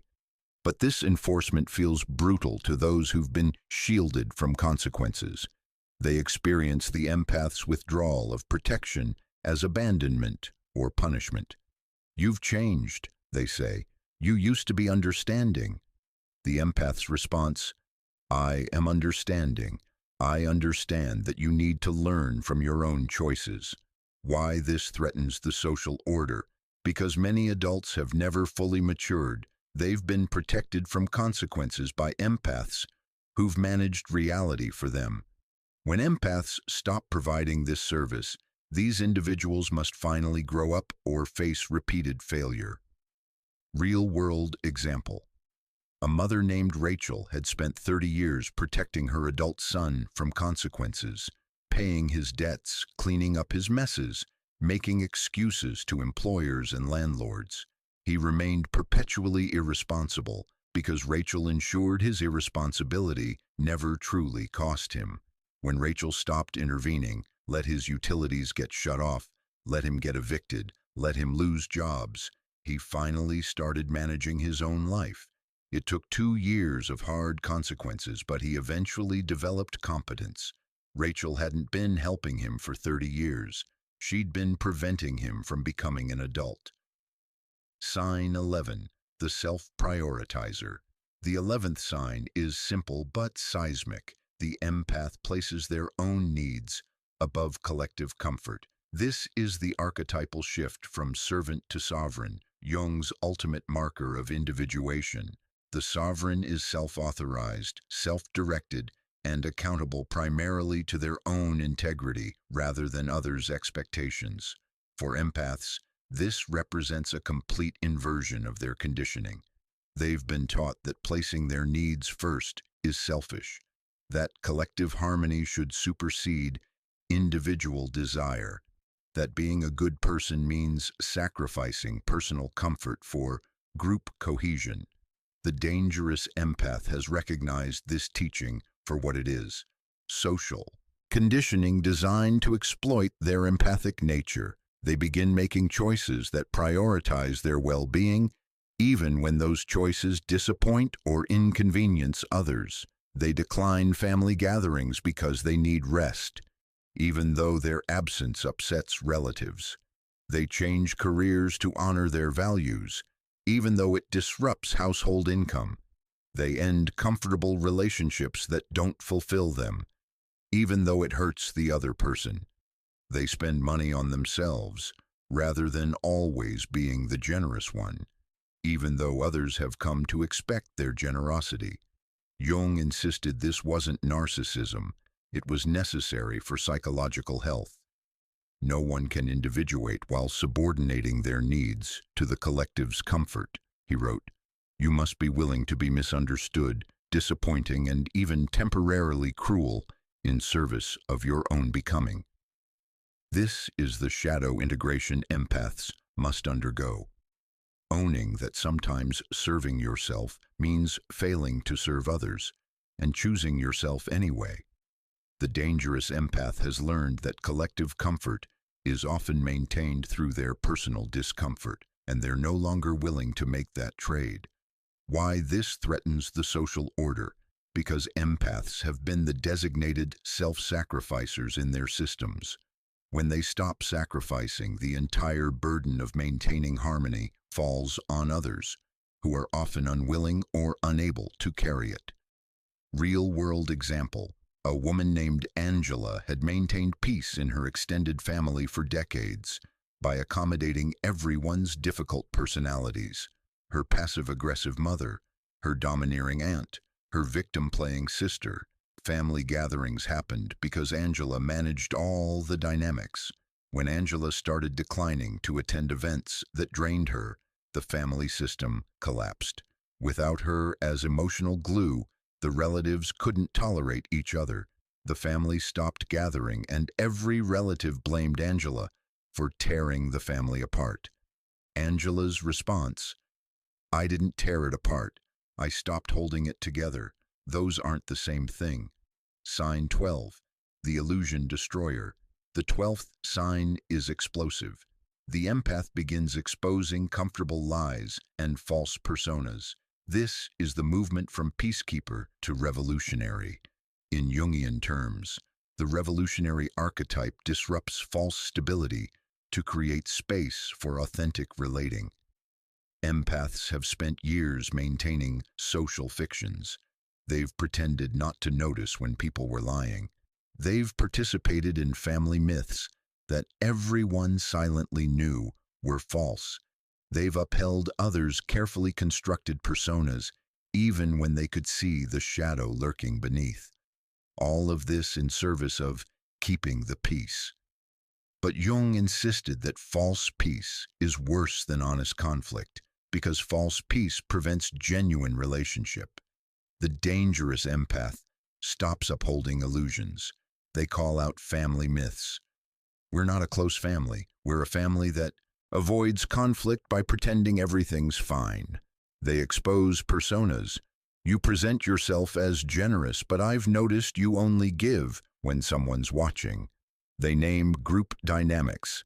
This entire friend group revolves around Sarah's need for attention, and we all enable it. They refuse to participate in collective denial. Everyone knows Dad has a drinking problem. Stop pretending you don't see it. This truth-telling detonates carefully maintained social structures, because those structures were built on everyone's agreement not to name what everyone actually knew. Jung called this collective shadow exposure, and he considered it essential but dangerous work. Essential because illusions prevent growth. Dangerous because people will attack the truth-teller rather than examine the truth. The dangerous empath has accepted this reality. They'd rather be honest and rejected than accepted and false. Why this threatens the social order? Because most social systems operate on agreed-upon fictions that protect powerful members from accountability. When empaths stop maintaining these fictions, the powerful lose their protection and must either change or push the empath out. Real-world example. A man named Thomas worked in a company where everyone knew the CEO was having an affair with his assistant, but no one acknowledged it. When Thomas was asked in a meeting why morale was low, he said, "Because the CEO is having an obvious affair with his assistant, and pretending we don't notice treats us like fools." He was fired within a week, but 3 other employees quit voluntarily, citing the same issue. Within 6 months, the CEO was forced to resign. Thomas's willingness to name the obvious created space for others to acknowledge reality. He lost his job, but catalyzed necessary change. Sign 13, the sovereign self. The 13th and final sign represents complete transformation. The empath achieves what Jung called total emotional autonomy. This is the culmination of individuation, the self fully realized, no longer defined by others' needs, expectations, or projections, no longer requiring external validation, no longer seeking permission to exist authentically. Complete self-authorization. The dangerous empath at this stage is no longer reactive. They're not pushing back against their conditioning out of anger. They're not proving anything to anyone. They've simply arrived at a place of profound internal authority. They know who they are beneath all social roles. They trust their own perceptions over others' gaslighting. They make choices based on internal alignment rather than external approval. They measure success by their own values rather than collective standards. Jung described this state as terrifying to witness because the individuated person seems almost alien. They're operating from a completely different value system than the collective. They can't be manipulated because they're not seeking anything from you. They can't be guilted because they've made peace with disappointing others. They can't be controlled because they're accountable only to their own integrity. This isn't the false sovereignty of narcissism.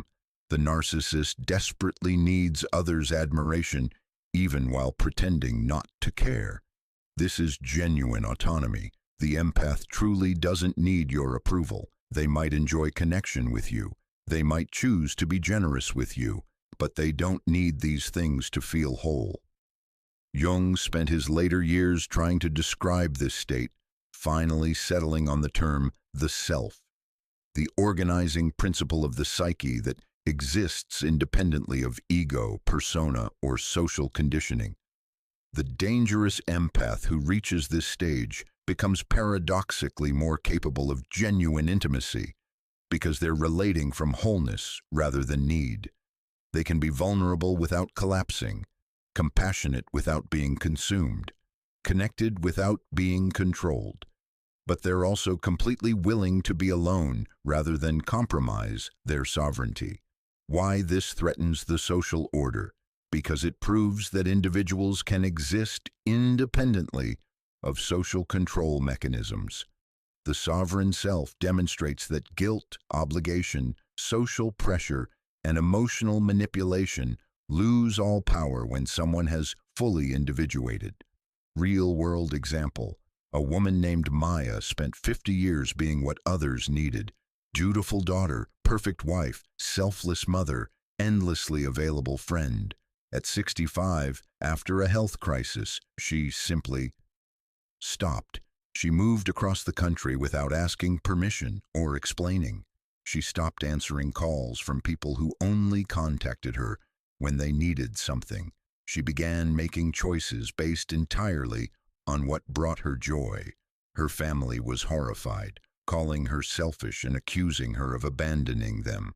But Maya had finally found herself beneath all the roles, and she chose herself. When asked if she felt guilty, Maya smiled.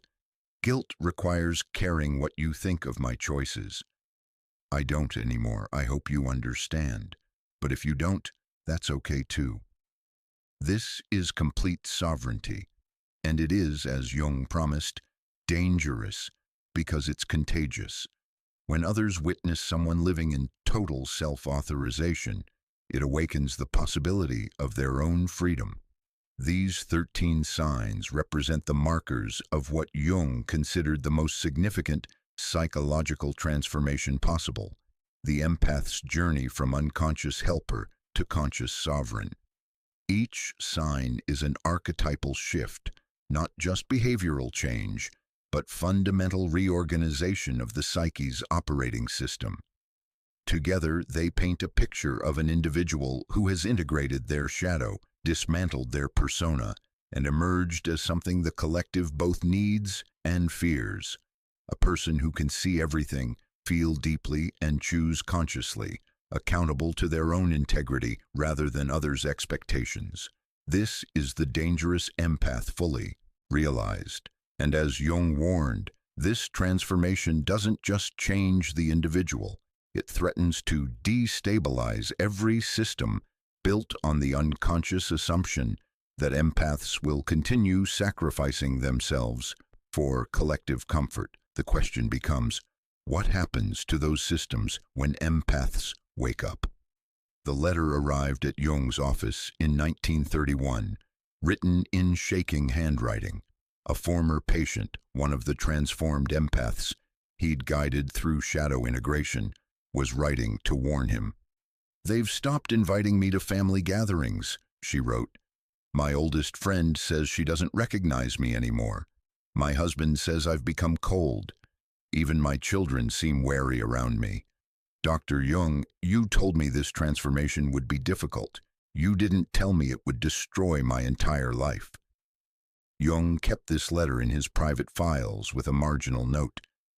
She believes her life has been destroyed. She doesn't yet see that it was never actually her life. It was a role she was playing in others' scripts. What's been destroyed is the illusion. What's being built is herself.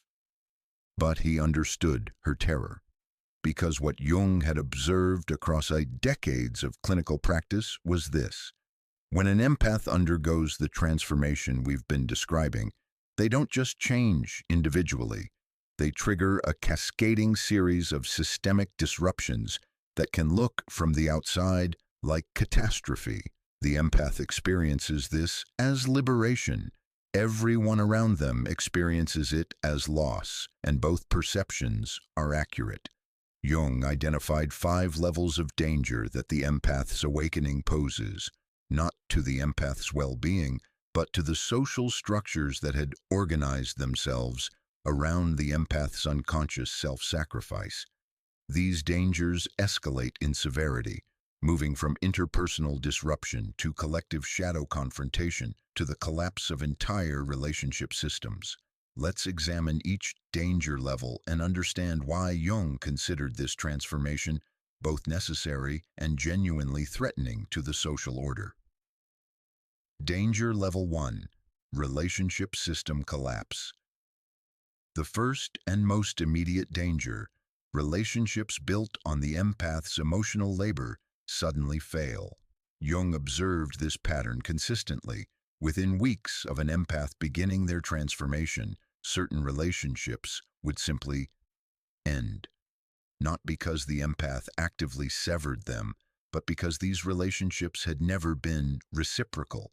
They'd been sustained entirely by the empath's unilateral effort. When that effort stopped, there was nothing left. He called this The revelation of false connection. The painful discovery that many relationships the empath cherished were actually one-way service arrangements disguised as mutual bonds. Here's how this collapse typically manifests. The empath stops initiating contact. They wait to see who reaches out to them, and they discover that entire categories of friends never make contact unless the empath initiates. The empath stops performing emotional labor, mediating conflicts, remembering birthdays, checking in on people, managing social dynamics, and family gatherings that seemed warm and cohesive suddenly become awkward and strained. The empath stops being endlessly available. They establish boundaries around their time and energy, and discover that people who claimed to value them deeply only valued access to their resources. Jung documented case after case of empaths losing 50–70% of their social connections within the first year of transformation. This wasn't because the empath became unlikable. It was because most of those connections had been based on unconscious transaction. The empath provided emotional support, conflict resolution, ego validation, or practical help. In return, they received the title of friend or family member. The relationship had always been unequal. The empath's transformation simply made the inequality visible. Why this is dangerous? Because it exposes how many relationships in our society are actually exploitation dressed as intimacy. When empaths stop accepting these terms, the fiction of mutual care collapses, and everyone must confront how rarely genuine reciprocity actually exists. This revelation can trigger profound loneliness for the empath. They've lost their entire social structure.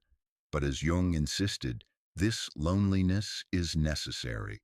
You must lose false community before you can build authentic connection. The empaths who navigate this danger successfully realize their former relationships weren't actually meeting their needs anyway. They were performing connection while feeling alone inside it. The isolation they feel after the collapse is actually no different from the isolation they felt during, except now it's honest. Real-world pattern. A woman Jung treated in the 1920s described this perfectly. After her transformation, her social calendar went from packed to nearly empty. "I thought I would be miserable," she told Jung, "but I'm not. I'm finally at peace, because I'm no longer exhausted from relationships that gave me nothing but the illusion of belonging." Jung noted in his files, "She has discovered that true loneliness is being surrounded by people who don't see you, not being alone." Danger level 2, collective shadow exposure. The second danger escalates beyond individual relationships. The empath's transformation forces entire groups to confront their shadow material. Jung observed that empaths function as collective shadow containers. Groups unconsciously use empaths to absorb their dysfunction, projecting onto the empath all the uncomfortable emotional labor no one else wants to do. The family projects onto the empath. "You're the sensitive one who maintains relationships." The workplace projects, "You're the team player who smooths conflicts." The friend group projects, "You're the caring one who keeps everyone connected." These projections serve a purpose. They allow everyone else to avoid their own emotional responsibility. When the empath transforms and stops accepting these projections, they effectively hold up a mirror to the group's shadow. The family must confront, "We don't actually maintain relationships. We relied on one person to do it for all of us." The workplace must confront, "We don't actually resolve conflicts constructively. We depended on one person to buffer everyone's dysfunction." The friend group must confront, "We're not actually close. We had one person doing the emotional work that created the illusion of closeness." This collective shadow exposure is excruciating for groups to face. It's almost always easier to blame the empath for changing than to acknowledge the group's dysfunction.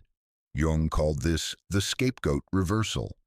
the moment when the designated helper becomes the designated problem. Here's how it typically unfolds. Phase 1. Confusion. The group notices the empath isn't performing their usual role, but doesn't immediately react. There's a sense that something's off, but no one can quite identify what. Phase 2. Frustration. The group starts experiencing the consequences of the empath's withdrawal. Conflicts don't get mediated. No one remembers important dates.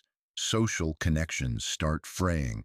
The group feels uncomfortable but still doesn't identify the source. Phase 3. Blame. The group finally recognizes the empath has changed and frames this change as betrayal. You're not yourself. You've become selfish.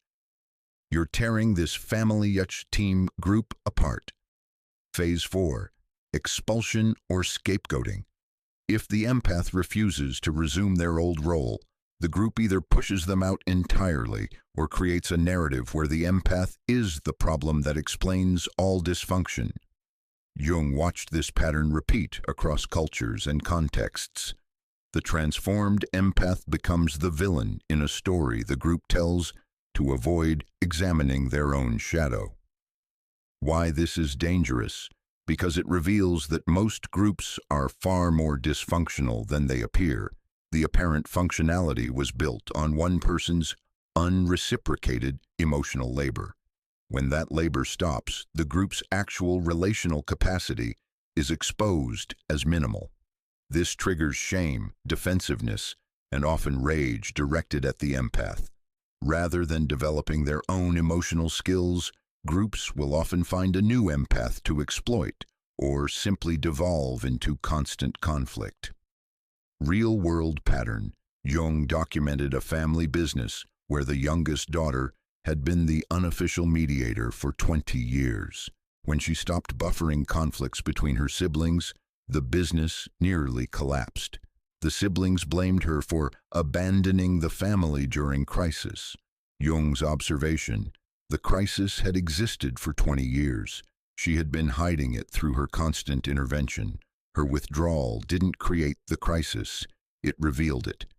The family had two choices: develop their own conflict resolution skills or collapse. They chose collapse and blamed her for their choice. Danger level 3. Power structure disruption. The third danger operates at a systemic level. Awakened empaths refuse to participate in hierarchies that demand emotional subordination. Jung observed that power structures in families, workplaces, religious institutions, and social organizations often rely on empaths to maintain their stability. The empath serves as emotional infrastructure. They manage the leader's fragility, absorb team conflict, maintain morale, mediate between power levels, translate the powerful's insensitivity into acceptable messages. In other words, empaths make dysfunctional leadership tolerable. When empaths transform and withdraw this labor, power structures face a crisis. The leadership's actual incompetence becomes visible. The tyrannical father loses his buffer. The empath who used to translate his rage into "dad's just stressed." The narcissistic boss loses their enabler, the empath who managed their emotional volatility so the team could function. The guru loses their facilitator, the empath who maintained the illusion of the guru's enlightenment by handling all practical matters. Without the empath's mediation, these power figures are exposed as the liability they've always been. Jung called this the emperor's new clothes moment, when the empath stops pretending the leader is clothed in competence and everyone must confront the naked dysfunction. This danger manifests predictably. The power figure experiences the empath's transformation as insubordination or betrayal. The empath is no longer managing up, protecting the leader from consequences of their poor behavior. The system experiences instability.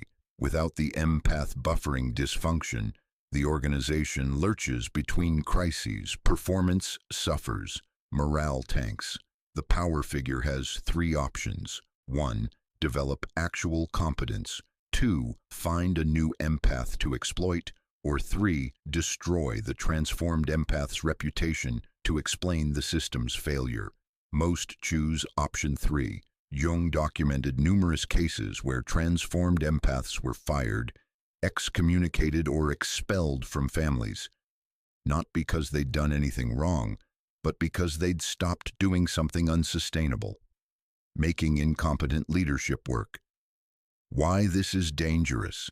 Because it exposes how many of our institutions and relationships are held together not by competent leadership or genuine connection, but by empaths doing invisible emotional labor that allows dysfunction to continue. When empaths stop, the dysfunction can no longer hide. This threatens every power structure built on this model, which Jung estimated was most of them. Real-world pattern. Jung treated a priest's wife in the 1930s who had spent 15 years managing her husband's pastoral crises, handling parishioners' complaints, and mediating his conflicts with church leadership. She was exhausted and resentful, but believed leaving would betray God. When she began setting boundaries, refusing to do pastoral work unpaid, declining to mediate her husband's conflicts, establishing her own separate life, the church community erupted. Her husband's incompetence became visible. The congregation's demands on pastoral families were exposed as unreasonable. The church blamed her for her husband's subsequent failures and forced them to leave their position. But as Jung noted, she didn't cause his failure, she stopped preventing it from being visible. Danger level 4, the empathic void. The fourth danger is psychological and visceral. People who've relied on the empath's emotional supply experience withdrawal symptoms. Jung identified this phenomenon early and considered it one of the most disturbing aspects of the empath's transformation. When an empath stops providing empathic labor, the recipients experience something resembling addiction withdrawal, physiological discomfort, emotional dysregulation, obsessive thoughts about the empath, attempts to manipulate the empath back into their role. And when that fails, rage. Jung called this empathic supply addiction, and the parallel to substance addiction was intentional. He observed that people could become genuinely dependent on receiving empathic attention, particularly those with narcissistic tendencies or emotional underdevelopment. Here's what happens in the empathic void. The person who's been receiving constant empathic attention suddenly loses access. The empath is no longer reflexively available, no longer absorbing their emotions, no longer validating their experience automatically. This person experiences destabilization. They've outsourced emotional regulation to the empath. Without that external regulation, they feel anxious, angry, lost, sometimes desperate. They begin what Jung called supply-seeking behavior, attempts to force the empath back into their old role. This manifests as love bombing, sudden affection, gifts, promises to change, anything to re-engage the empath's care, guilt manipulation. After all I've done for you, I need you. You're abandoning me. Crisis creation, manufactured emergencies designed to trigger the empath's rescue response. Rage attacks, explosive anger when none of the above works, punishing the empath for their withdrawal. Jung observed that this behavior wasn't always conscious manipulation. Often it was genuine panic. These individuals had never developed internal emotional regulation. They'd always had an empath to do it for them. When the empath withdrew, they were left with feelings they didn't know how to process. But here's what made this danger so insidious. The person experiencing empathic withdrawal typically had no awareness they'd been dependent. They'd experienced the empath's labor as natural, inevitable, owed, not as a gift they'd been receiving. So when it stopped, they experienced it as the empath's cruelty. not as withdrawal of a service they'd been taking for granted. Jung documented case after case of transformed empaths being labeled cruel, cold, selfish, or heartless by people who'd been consuming their empathic energy for years without reciprocation or appreciation. The accusation of cruelty was projection. These individuals felt abandoned because the empath was no longer parenting their emotions, but they couldn't acknowledge their dependency, so they blamed the empath instead. Why this is dangerous? Because it reveals how many adults have never developed emotional self-sufficiency. They've been parasitically dependent on empaths to regulate feelings they should have learned to manage themselves. When empaths stop providing this service, these individuals either develop rapidly, painful but growth-inducing, or collapse into dysfunction. Either way, they blame the empath for their discomfort. Jung noted that the intensity of someone's reaction to an empath's transformation was directly proportional to how dependent they'd been on that empath's labor. The most explosive reactions came from those who'd been most parasitic. They were experiencing the most severe withdrawal. Real-world pattern. A man Jung treated described his mother's reaction when he stopped being her emotional support system at age 40. She'd relied on him for decades, calling him with every problem, requiring constant reassurance, becoming distressed if he wasn't immediately available. When he established boundaries, she escalated. First pleading, then guilt, then rage, then a manufactured health crisis. When that didn't work, she told the entire family he'd abandoned her, effectively trying to mobilize collective pressure to force him back into compliance. Jung's observation. She's not experiencing his boundary as a choice he's made. She's experiencing it as a service she's entitled to being unjustly withheld. This is addiction language. The man held his boundary.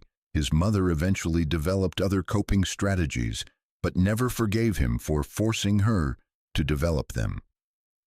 Danger level 5. The empath's inflation.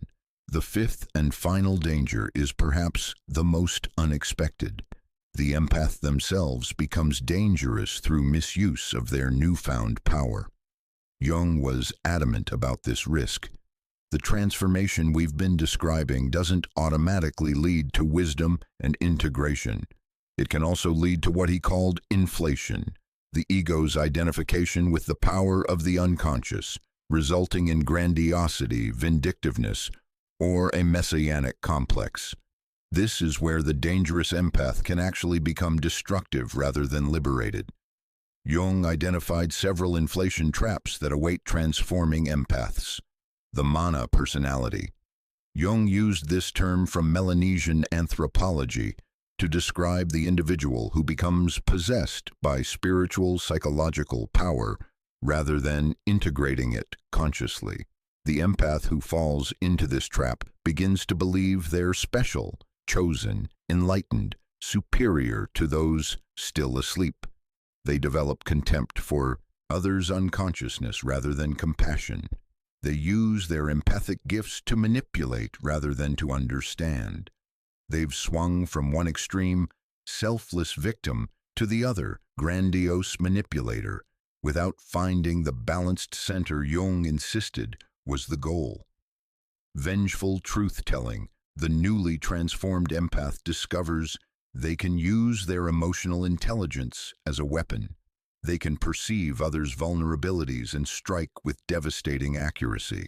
Some empaths, wounded from years of exploitation, begin wielding truth like a sword, exposing others' shadows not for liberation but for revenge. Jung warned this was understandable, but ultimately corrupting. The healer who becomes the wounder has not integrated their shadow. They've been possessed by it. The savior complex reversed. Instead of compulsively helping everyone, the inflated empath begins compulsively refusing to help anyone, even in situations where help would be appropriate and reciprocal. They've overcorrected from boundary-less service to callous withholding. They take pride in their refusal to care, mistaking hardness for strength. spiritual bypass through empowerment. The empath adopts the language of empowerment and boundaries, but continues operating from wounded ego. They perform sovereignty while remaining internally reactive and wounded. They've created a new persona, the awakened empath, that's just as false as the old selfless helper persona, just more socially acceptable in certain circles. Jung insisted these pitfalls were almost inevitable. Every transforming empath would brush against them. The question was whether they'd get stuck or continue moving toward genuine integration. He identified warning signs that an empath had fallen into inflation rather than achieving integration. They speak frequently about being too awake for their old relationships, framing themselves as superior rather than simply different. They use their emotional intelligence to punish rather than to protect. They take pleasure in others' discomfort when boundaries are enforced, suggesting the boundary is actually revenge. They've cut off all relationships rather than selectively maintaining reciprocal ones. They show contempt for people still learning lessons they themselves recently learned. They've become rigid and dogmatic about their newfound boundaries rather than flexible and context-appropriate. Jung's diagnostic: if the transformation has made you feel superior, you're inflated. If it's made you feel free, you're integrating. Why this is dangerous? Because inflated empaths can cause genuine harm. They have all the emotional intelligence of an integrated person, but none of the ethical grounding. They become what they once served: manipulators, narcissists, exploiters. They prove the skeptics right, that empaths who awaken do become dangerous, but not in the way Jung intended. They become dangerous through ego possession rather than through sovereign integration. Jung wrote extensively about this in his later work on the self versus the ego. True individuation, he insisted, required the ego to serve the self, not to become inflated with the self's power. The transformed empath who maintains humility, who remains capable of genuine compassion, now offered selectively, who uses boundaries for protection rather than punishment. This person has successfully integrated. The transformed empath who becomes arrogant, punitive, contemptuous, or self-aggrandizing, this person has simply traded one shadow for another. Real-world pattern. Jung documented a particularly tragic case in the 1940s, a woman who'd been exploited by her family for decades. When she finally began setting boundaries, she experienced appropriate liberation, but she didn't stop there. She became obsessed with exposing every family member's flaws. She used her understanding of their vulnerabilities to psychologically torture them. She took pleasure in their pain, justifying it as they deserve to see what they are. Jung confronted her. You're no longer the victim. You've become the perpetrator. This isn't freedom. It's revenge dressed in therapeutic language. She rejected his feedback and severed therapy. Jung heard years later that she'd alienated everyone and was living in bitter isolation, still convinced she was too awakened for anyone to understand. Jung's note in his files: she integrated the shadow's power, but not the shadow's wisdom. She became what she hated. These 5 dangers: relationship collapse, collective shadow exposure, power structure disruption, empathic void creation, and the empath's own inflation, represent the escalating threats that Jung observed when empaths undergo this transformation. Notice what's crucial. Jung didn't warn empaths away from transformation because of these dangers. He insisted the transformation was necessary and ultimately beneficial, but he was honest about the cost. The empath who awakens will lose relationships, but they were false relationships. The empath who awakens will destabilize groups, but those groups were dysfunctional anyway. The empath who awakens will disrupt power structures, but those structures were built on exploitation. The empath who awakens will trigger others' withdrawal, but those others needed to develop their own emotional capacity anyway. The empath who awakens risks inflation, but this risk can be navigated with consciousness and humility. Jung's position was clear. These dangers are real. They're painful. They can't be avoided, but they're not reasons to remain asleep. They're the necessary birth pangs of psychological sovereignty. The question isn't whether the empath should undergo this dangerous transformation. For most empaths who've reached the point of collapse, the question has already been answered by the psyche itself. The transformation is happening, whether the conscious mind consents or not. The real question is, how can the empath navigate these dangers without getting destroyed by them or becoming destructive themselves? This brings us to Jung's blueprint, his practical solution for what he called dangerous individuation. Because Jung didn't just identify the problem, he mapped the path through it. The journal entry is dated April 16, 1916. Jung's handwriting is barely legible, the words pressed hard into the page with what looks like urgency or fear. I have been in places today that would be called madness if I tried to describe them to anyone. I've dialogued with figures I cannot name. I've felt things I have no language for. And yet, I am not afraid. Or rather, I am terrified, but I'm going forward anyway. Because I know now what my patients have been trying to tell me. The only way out is through. The only way to wholeness is to descend into the fragments.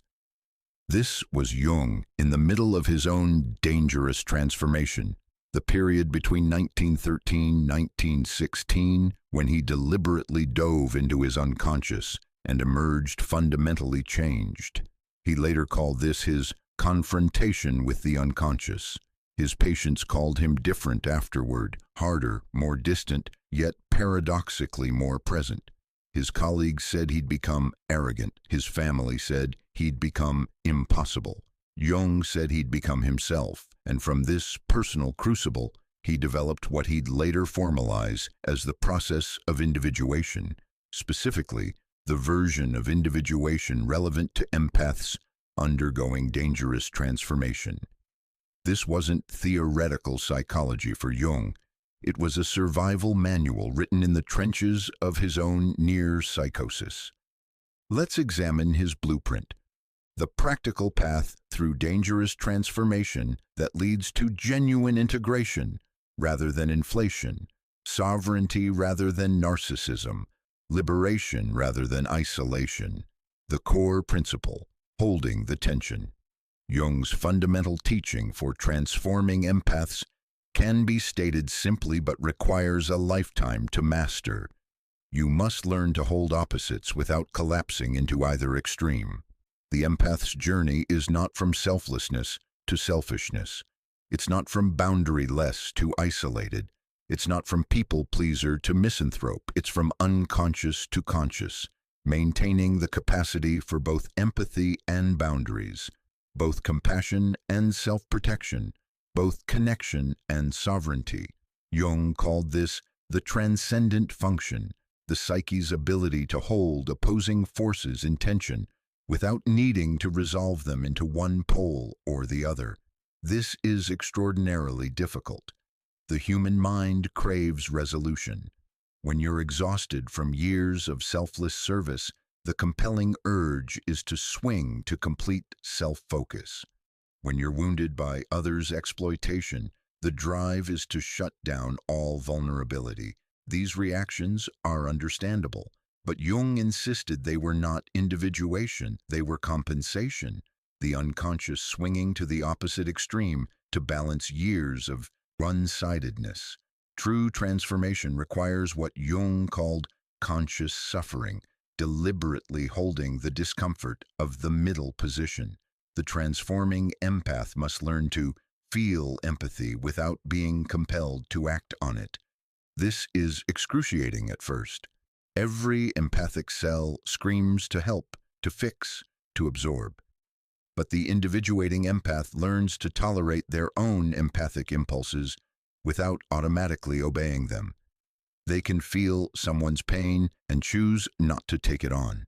The feeling doesn't mandate the response. Set boundaries while remaining emotionally present. This is the opposite of detachment or shutdown. The empath doesn't close their heart. They simply draw a line around it. They can say, "No, I'm not available to help," while still acknowledging, "I see that you're struggling and I hope you find support." Boundary with empathy. Refusal with compassion. Prioritize themselves without becoming self-absorbed. This is the distinction between healthy self-care and narcissistic self-focus. The individuating empath makes themselves important without making themselves the center of everyone's universe. They attend to their needs without requiring everyone to attend to their needs. Speak truth without weaponizing it. This requires enormous restraint. The empath perceives so much. They could devastate people with accurate observations. The temptation to use truth as punishment is real. The individuating empath learns to speak truth in service of liberation, their own and potentially others, not in service of revenge. Withdraw emotional labor without abandoning genuine relationship. This might be the hardest balance. The empath must learn which relationships deserve their continued investment and which need to be released. They become selective without becoming isolationist, boundaried without becoming unavailable to everyone. Jung insisted this balancing act was the essential work. The goal is not to flip from one extreme to another. The goal is to stand in the center, conscious, choosing, flexible, moving toward empathy or boundary as each situation requires, rather than being compulsed toward either. This requires what Jung called the development of consciousness, the capacity to observe your own impulses and reactions without being automatically controlled by them. Stage 1. Shadow integration. The first stage of Jung's blueprint focuses on what he considered the foundational work, consciously claiming your rejected qualities. For empaths, this means acknowledging and owning capacities they've been conditioned to deny. The capacity for selfishness, not just intellectually acknowledging this capacity exists, but actually feeling it. Allowing yourself to think, "I could help this person, but I don't want to. My comfort matters more than their convenience." This feels transgressive for empaths. Sinful, wrong. Jung insisted, it's honest. The work here isn't to become selfish, it's to own that you're capable of selfishness. To integrate it as a possibility, you're consciously choosing not to exercise in most situations, but sometimes choosing to exercise it without guilt. The capacity for indifference. Empaths have often been taught that caring is virtuous and not caring is morally deficient. Jung challenged this. Sometimes indifference is wisdom. The individuating empath learns to access genuine, "I don't care" about things that aren't their responsibility. This isn't performed indifference or suppressed care. It's actual, legitimate not caring. Someone else's drama that they're creating for attention. I don't care. Someone's self-created crisis that could be avoided. I don't care. Someone's opinion of my boundaries. I don't care. Jung wrote, "The capacity for appropriate indifference is a sign of psychological maturity. The person who cares about everything is the person who's been colonized by the collective." The capacity for anger. Many empaths have suppressed anger their entire lives, believing it makes them bad. Jung insisted anger was crucial information. It tells you when a boundary has been violated. The work is learning to feel anger, trust it, and express it proportionally, without either suppressing it, martyrdom, or exploding with it, inflation.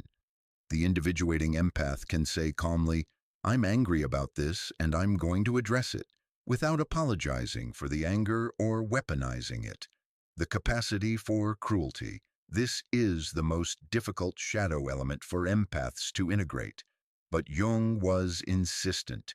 Every human can be cruel. Pretending otherwise makes you unconscious, not virtuous.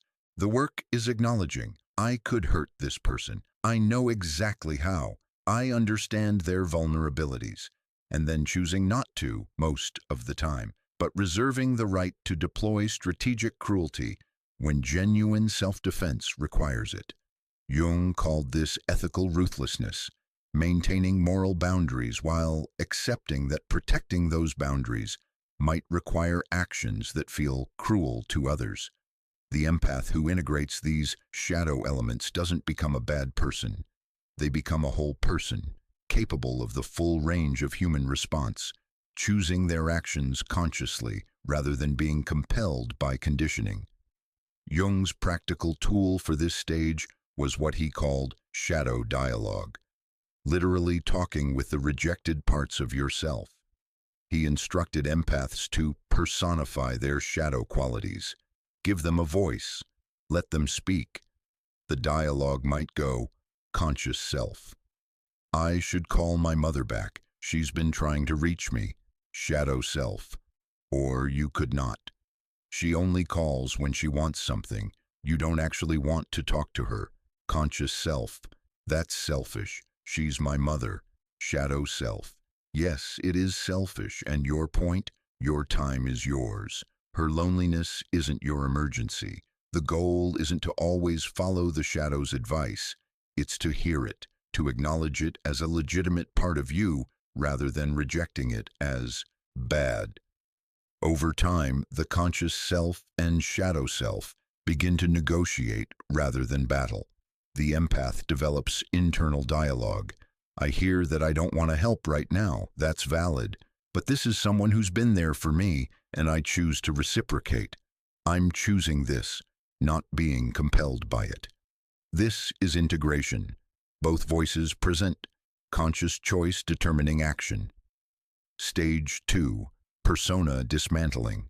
The second stage addresses what Jung considered equally essential, destroying the false self you've been performing. For empaths, this is the nice person persona, the carefully constructed identity built around being helpful, understanding, patient, selfless, always available.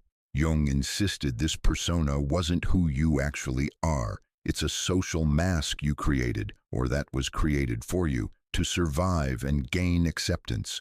The work is recognizing this isn't me. This is a role I've been playing, and then, terrifyingly, letting it die. Persona dismantling means stopping performing emotions you don't feel. Empaths are often excellent emotional actors. They can simulate concern, enthusiasm, agreement when they're actually feeling nothing or feeling the opposite. The individuating empath stops this performance. If they're not interested, their face shows disinterest. If they're not happy for you, they don't fake delight. If they don't agree, they don't nod along. This feels dangerous because the persona was built for social acceptance. Without it, you risk rejection. Jung's response, yes, you do, and that risk is necessary, allowing others to be disappointed. The nice person persona is constructed to prevent disappointment. The individuating empath must learn to tolerate, even witness neutrally, others' disappointment in them. Someone's upset, you said no. You feel it, acknowledge it, and don't try to fix it. Someone's hurt, you won't attend their event. You validate their feeling without changing your decision. Someone's angry, you've changed. You accept that this is their process, not your emergency. Jung observed that empaths experienced this as almost unbearable at first. The urge to rush in and manage the disappointed person's feelings was overwhelming. But learning to tolerate others' disappointment without fixing it was, Jung insisted, essential for sovereignty, revealing your actual preferences. The nice person persona often has no clear preferences. It molds itself to others' desires. Whatever you want. I'm flexible. I don't mind. The individuating empath begins stating preferences clearly. I want this. I don't enjoy that. This is my choice.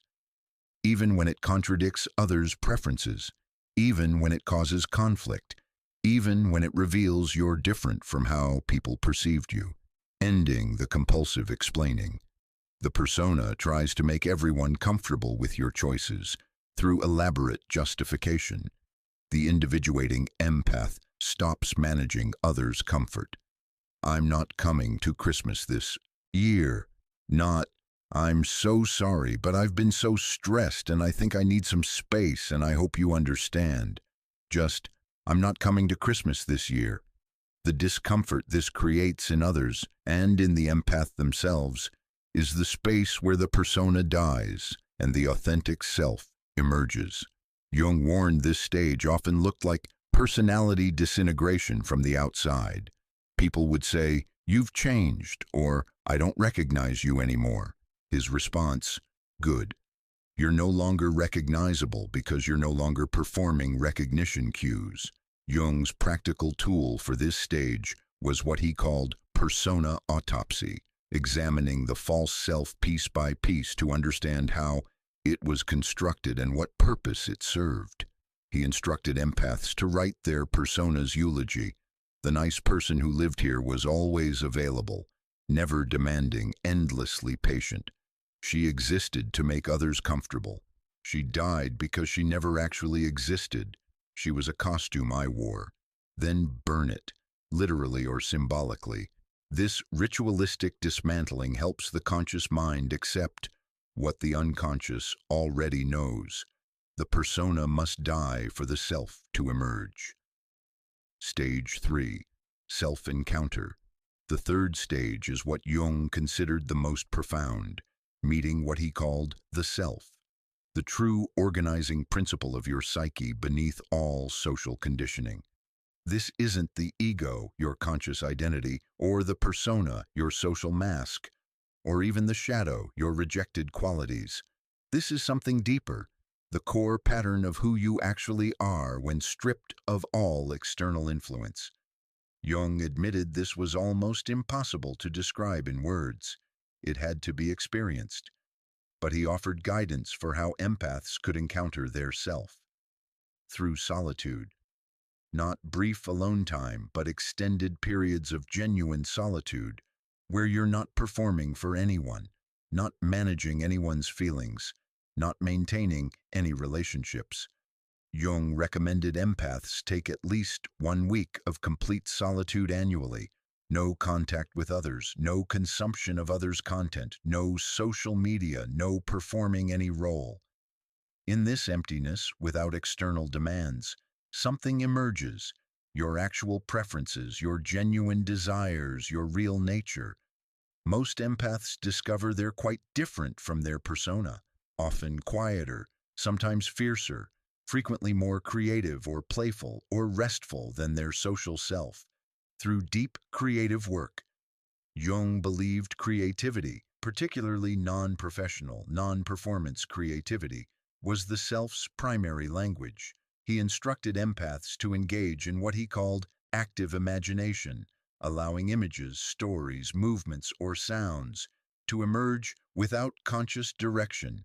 Paint without planning what you'll paint. Write without knowing what you'll write. Move without choreographing the movement.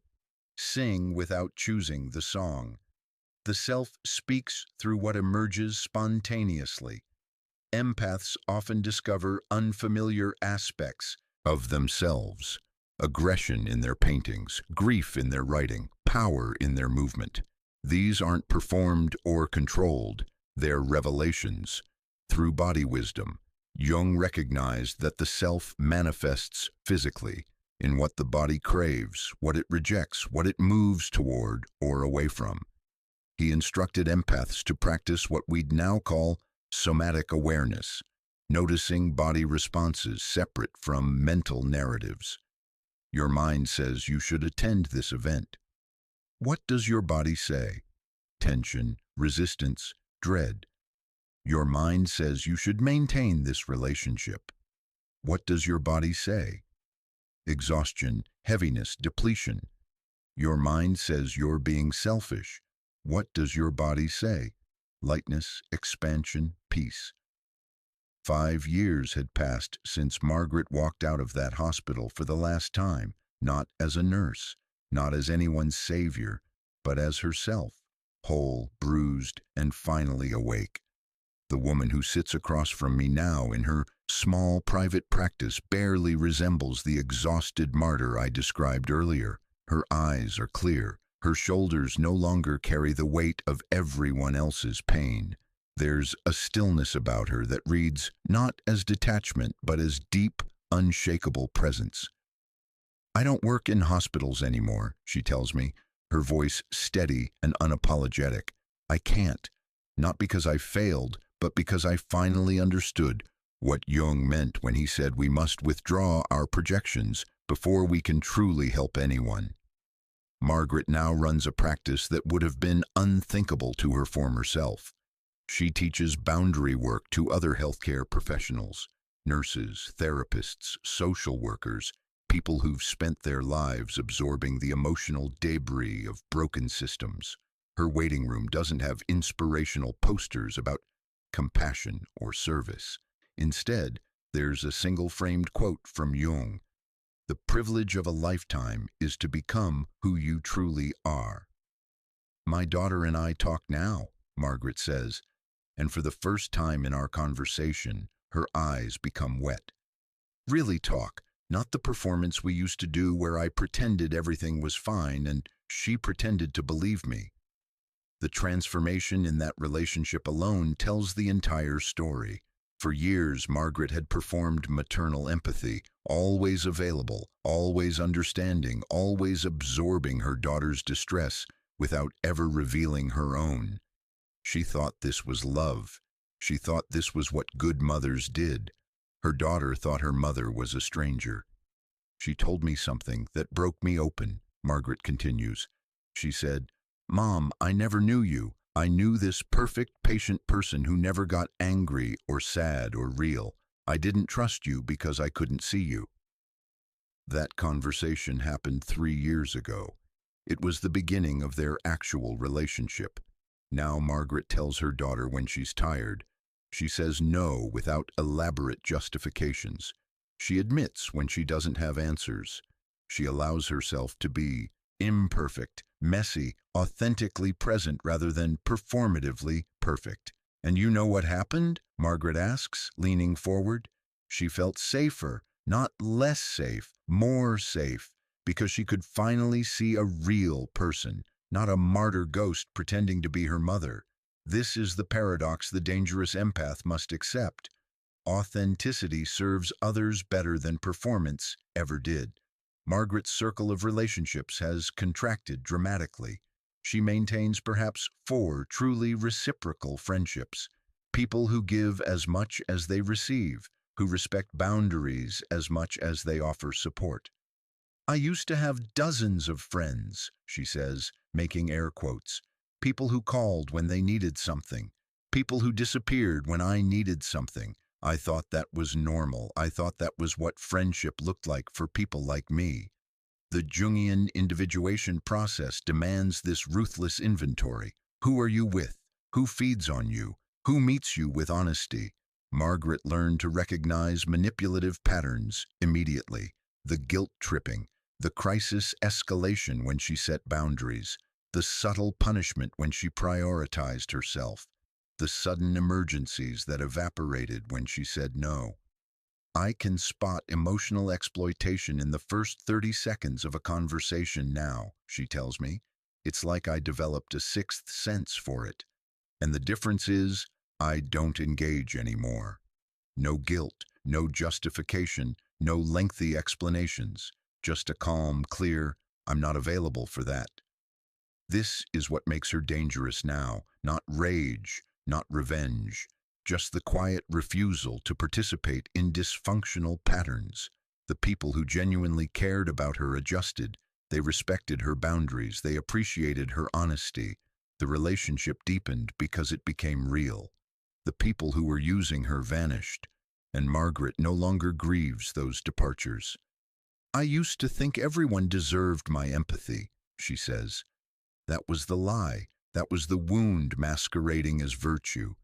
She pauses, choosing her words carefully.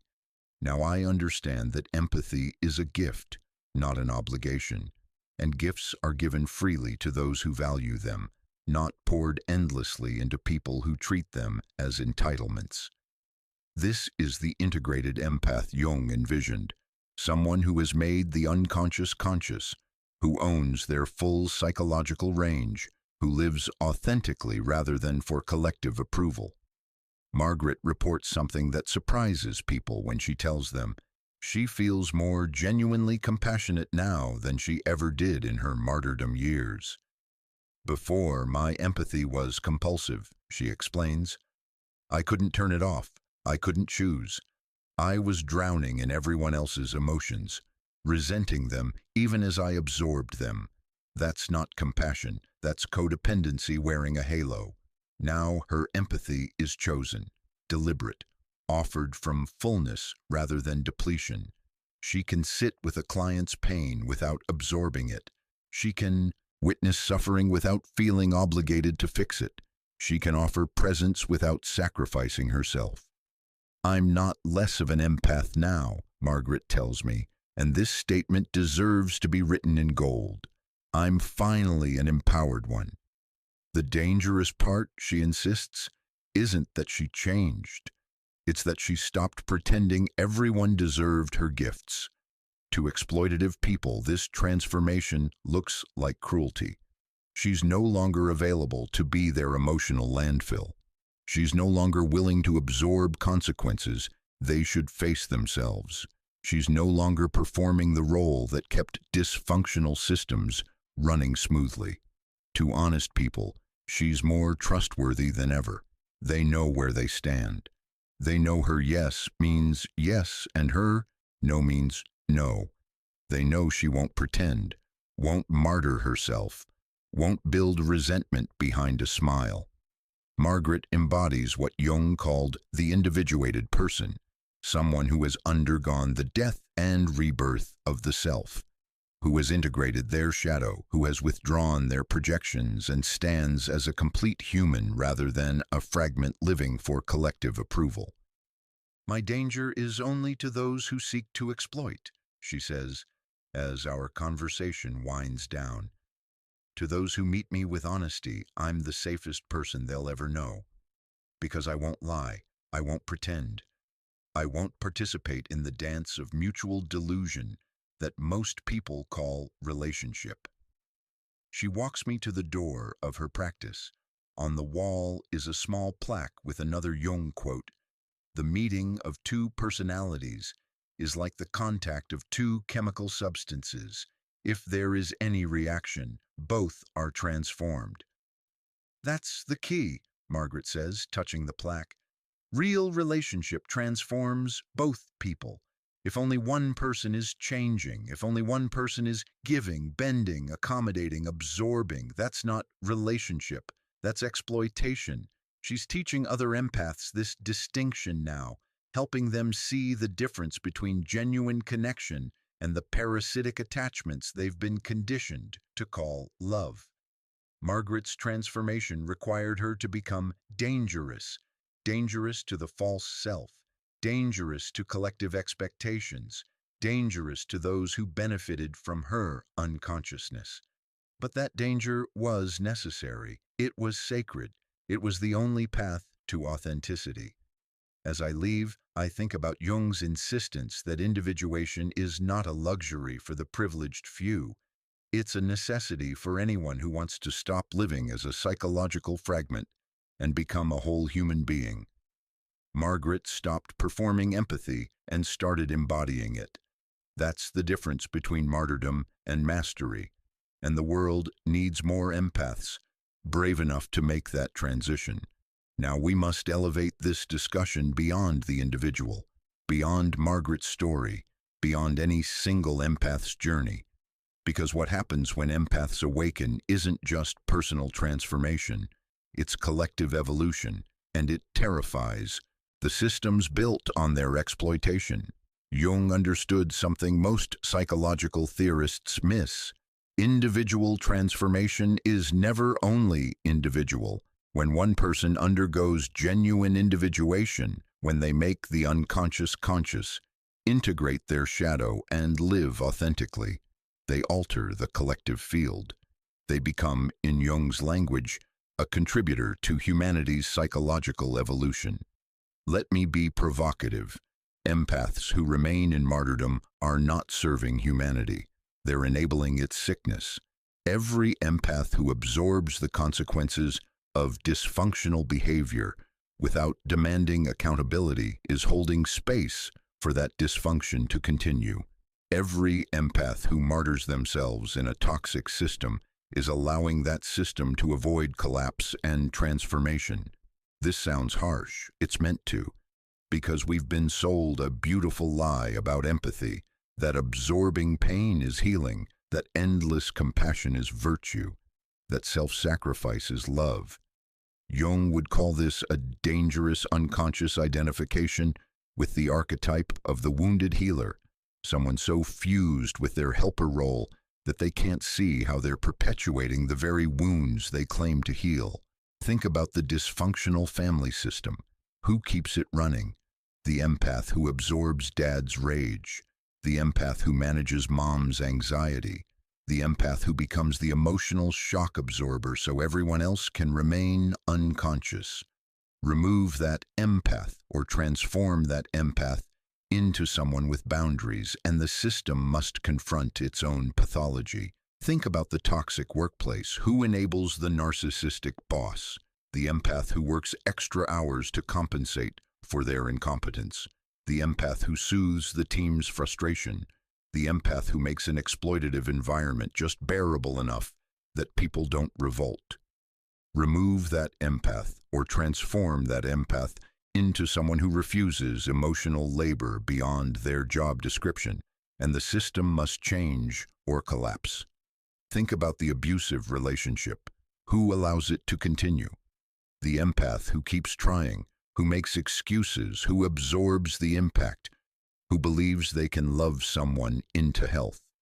Transform that empath into someone who recognizes patterns and enforces consequences, and the abuser must face reality. This is why the awakened empath is dangerous, not because they harm anyone, but because they stop preventing necessary collapse. Jung spoke extensively about the collective unconscious, the shared psychological substrate of humanity where archetypes, instincts, and unprocessed cultural material reside. He believed individuals who successfully individuate contribute to the evolution of this collective field. They make consciousness available where previously there was only unconscious compulsion. When an empath transforms from martyr to sovereign, they're not just healing themselves. They're removing their energy from the collective patterns of exploitation, codependency, and emotional inequality. They're forcing the collective to mature. This has enormous implications for our current cultural moment. We're experiencing what can only be called a burnout epidemic. Healthcare workers, teachers, social workers, therapists, caregivers, predominantly women and marginalized people, are collapsing under unsustainable emotional labor. We're seeing a mental health crisis of unprecedented proportions. Anxiety, depression, addiction, suicide, all rising despite increased awareness and treatment options. We're witnessing relationship breakdown at every level, marriages dissolving, families fracturing, communities atomizing, and beneath all of this is a common thread: the exploitation of empathic labor.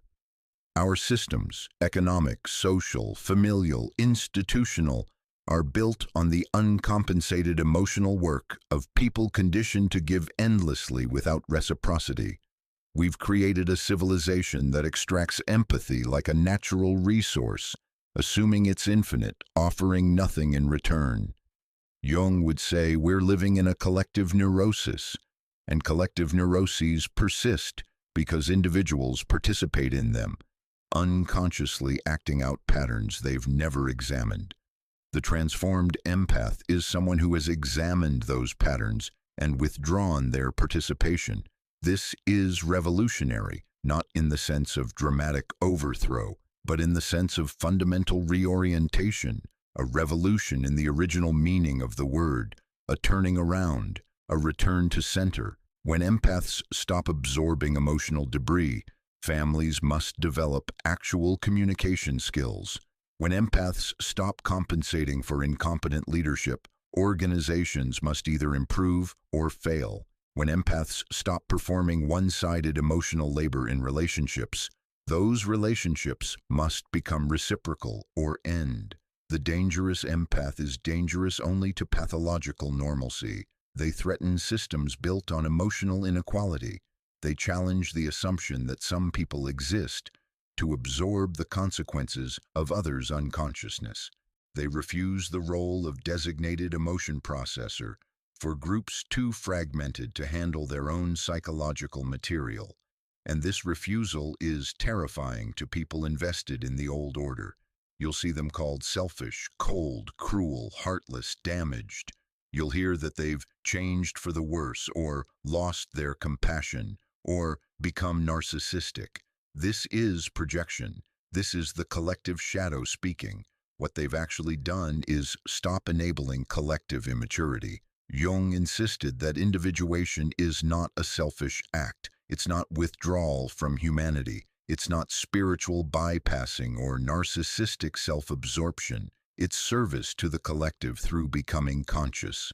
Every person who undergoes genuine transformation reduces the shadow burden on everyone else. They stop acting out unconscious patterns. They stop participating in collective neuroses. They become a source of consciousness rather than a vector of contagion. The individuated empath serves humanity far more effectively than the martyred empath ever could, because they serve from wholeness rather than woundedness, from choice rather than compulsion, from fullness rather than depletion. They can witness suffering without being destroyed by it. They can offer support without losing themselves. They can say no without guilt and yes without resentment. This is what humanity needs. Not more martyrs, but more integrated individuals who can hold space for transformation without being consumed by it. We're at a cultural crossroads. The old model of empathy, endless absorption, self-sacrifice, boundary-less giving, is killing the people who practice it and enabling the systems that exploit them. The new model, boundaried, conscious, reciprocal empathy, is emerging through individuals brave enough to undergo transformation despite the social cost. These individuals are cultural truth-tellers. Their very existence challenges others to examine their own patterns. They make unconsciousness uncomfortable simply by being conscious. You can't be around an integrated empath and maintain your delusions about relationship. They won't participate in the mutual pretending. They won't play the roles. They won't absorb what you should be processing yourself. This forces growth or departure. There's no middle ground. And this is precisely what humanity needs right now. We need people who won't participate in collective neuroses even when punished for it. We need people who will risk disapproval, rejection, and misunderstanding in service of truth. Jung called this the larger Jungian project, humanity's movement toward consciousness. It doesn't happen through institutions, governments, or social movements alone. It happens through individuals who become conscious, one painful choice at a time. The transformed empath is participating in this evolutionary movement. They're not just healing themselves, they're altering the collective field of consciousness. When enough individuals withdraw their energy from pathological patterns, those patterns lose power. When enough empaths refuse to enable dysfunction, that dysfunction can no longer hide behind their compassion. This is why your transformation matters beyond you. This is why the pain of setting boundaries, the loss of relationships, the social consequences of authenticity, all of it serves something larger than your individual healing. You're participating in humanity's psychological evolution. You're making consciousness available in a field previously dominated by unconscious compulsion. The collective doesn't know how to thank you for this. It will probably punish you instead. But Jung promises something profound. Those who undergo individuation become truly helpful because they operate from wholeness rather than woundedness. They become sources of genuine transformation rather than enablers of comfortable dysfunction. The world doesn't need your martyrdom. It needs your wholeness. It needs empaths who know their worth, enforce their boundaries, and offer their gifts consciously rather than compulsively. It needs dangerous empaths, dangerous to exploitation, dangerous to collective unconsciousness, dangerous to systems built on emotional inequality. Your transformation is not selfish. It's sacred service to the evolution of consciousness itself. And every boundary you set, every manipulation you decline, every performative relationship you release, all of it contributes to humanity's slow, painful, necessary awakening. We've reached the end of this exploration, but for you, this might be the beginning of understanding why you've always felt different, why empathy has been both gift and curse, why your sensitivity has exhausted you even as it made you invaluable to others, the beginning of recognizing that your transformation from unconscious empath to dangerous integrated empath is not betrayal, but birthright. Let's return to where we started, the label dangerous empath. I've shown you throughout this exploration that the danger isn't what you might assume. It's not violence, it's not revenge, it's not cruelty or coldness or narcissistic withdrawal. The danger is power reclaimed. The danger is consciousness, where previously there was only compulsion. The danger is boundaries, where previously there was endless accommodation. The danger is truth, where previously there was performance.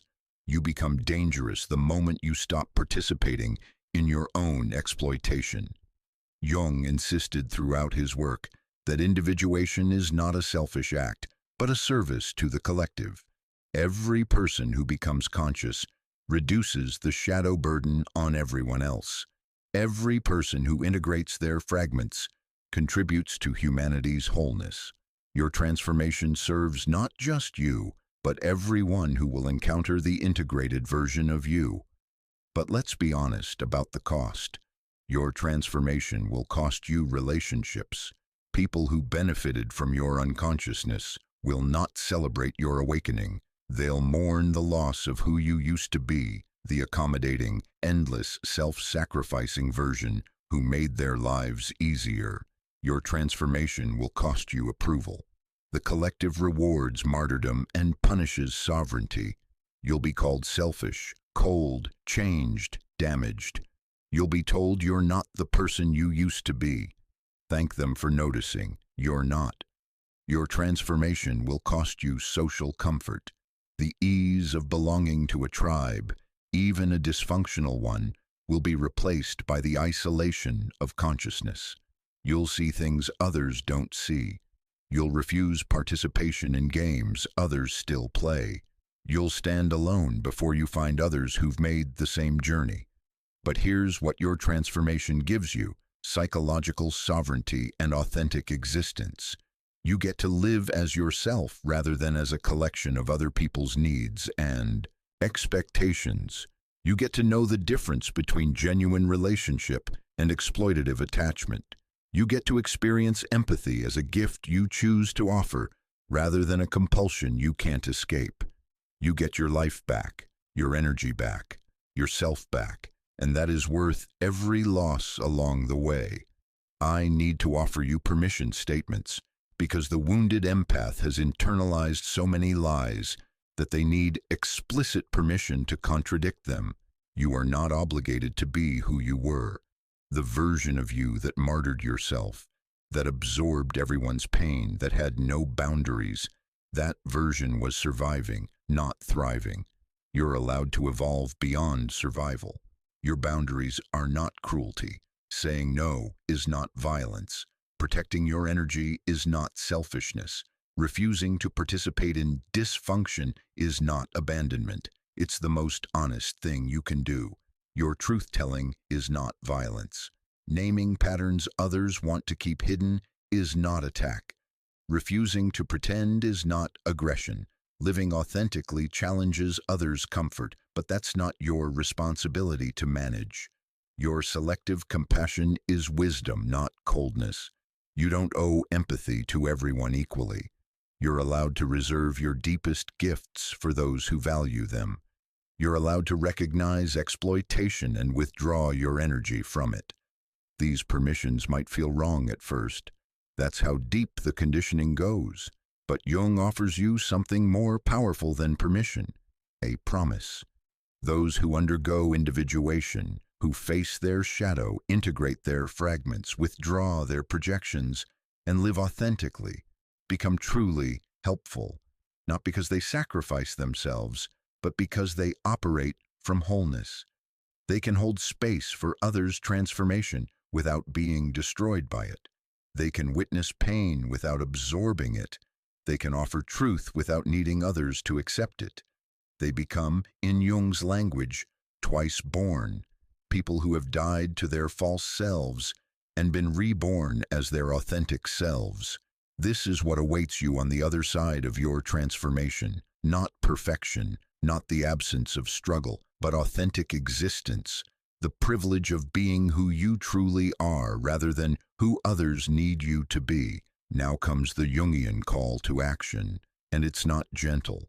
Begin the shadow work. Stop projecting your darkness onto others and recognize it in yourself. You're not just the victim of exploitation. You participated in it by refusing boundaries. You're not just sensitive. You've sometimes used your sensitivity to manipulate others into seeing you as fragile. Own all of it. The shadow integration is non-negotiable. Have the confrontations you've been avoiding. Stop managing everyone's emotions and let people face the consequences of their behavior. Stop absorbing tension to keep systems comfortable. Let things collapse that need to collapse. Risk the misunderstandings. Prioritize authenticity over approval. Say the true thing, even when the kind thing would be easier. Let people be disappointed in you. Let them call you changed. Let them tell you you're not who you used to be. You're not. And that's the point. Undergo the necessary death of the false self, the version of you that existed for others' comfort, that performed empathy to earn belonging, that sacrificed authenticity for approval. That version must die. Grieve it if you need to, but let it die. I won't lie to you about what comes next. The journey is arduous. It's isolating. There will be moments when you question everything, when you wonder if consciousness is worth the price, when you're tempted to return to the comfortable unconsciousness of martyrdom. Don't. Because the alternative, remaining unconscious and depleted, living as a fragment, dying slowly from the inside while everyone tells you how good and compassionate you are, is a form of psychological death far worse than the temporary death of transformation.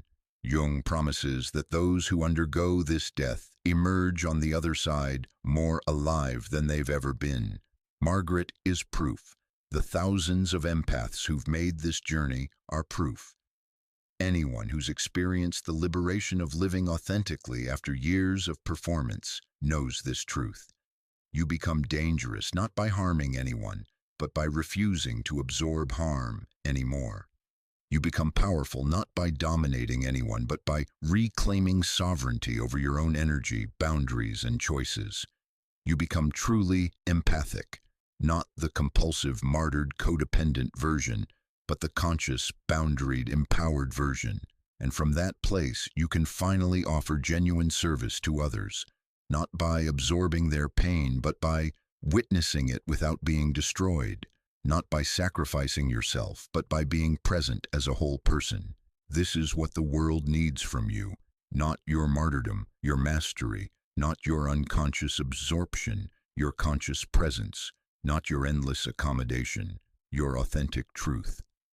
So let me close with a final statement and let it sink deep into your consciousness. The most dangerous thing about an awakened empath isn't what they do to others. It's what they refuse to do for others anymore. They refuse to absorb consequences that aren't theirs. They refuse to manage emotions that aren't their responsibility. They refuse to participate in dysfunctional patterns just to keep systems comfortable. They refuse to sacrifice their authenticity for others' approval. And that refusal might just save everyone involved. Because it forces growth, it demands consciousness. It makes exploitation impossible and genuine relationship necessary. Your refusal is not cruelty. It's the most compassionate thing you can do for yourself, for those around you, and for the collective evolution of human consciousness.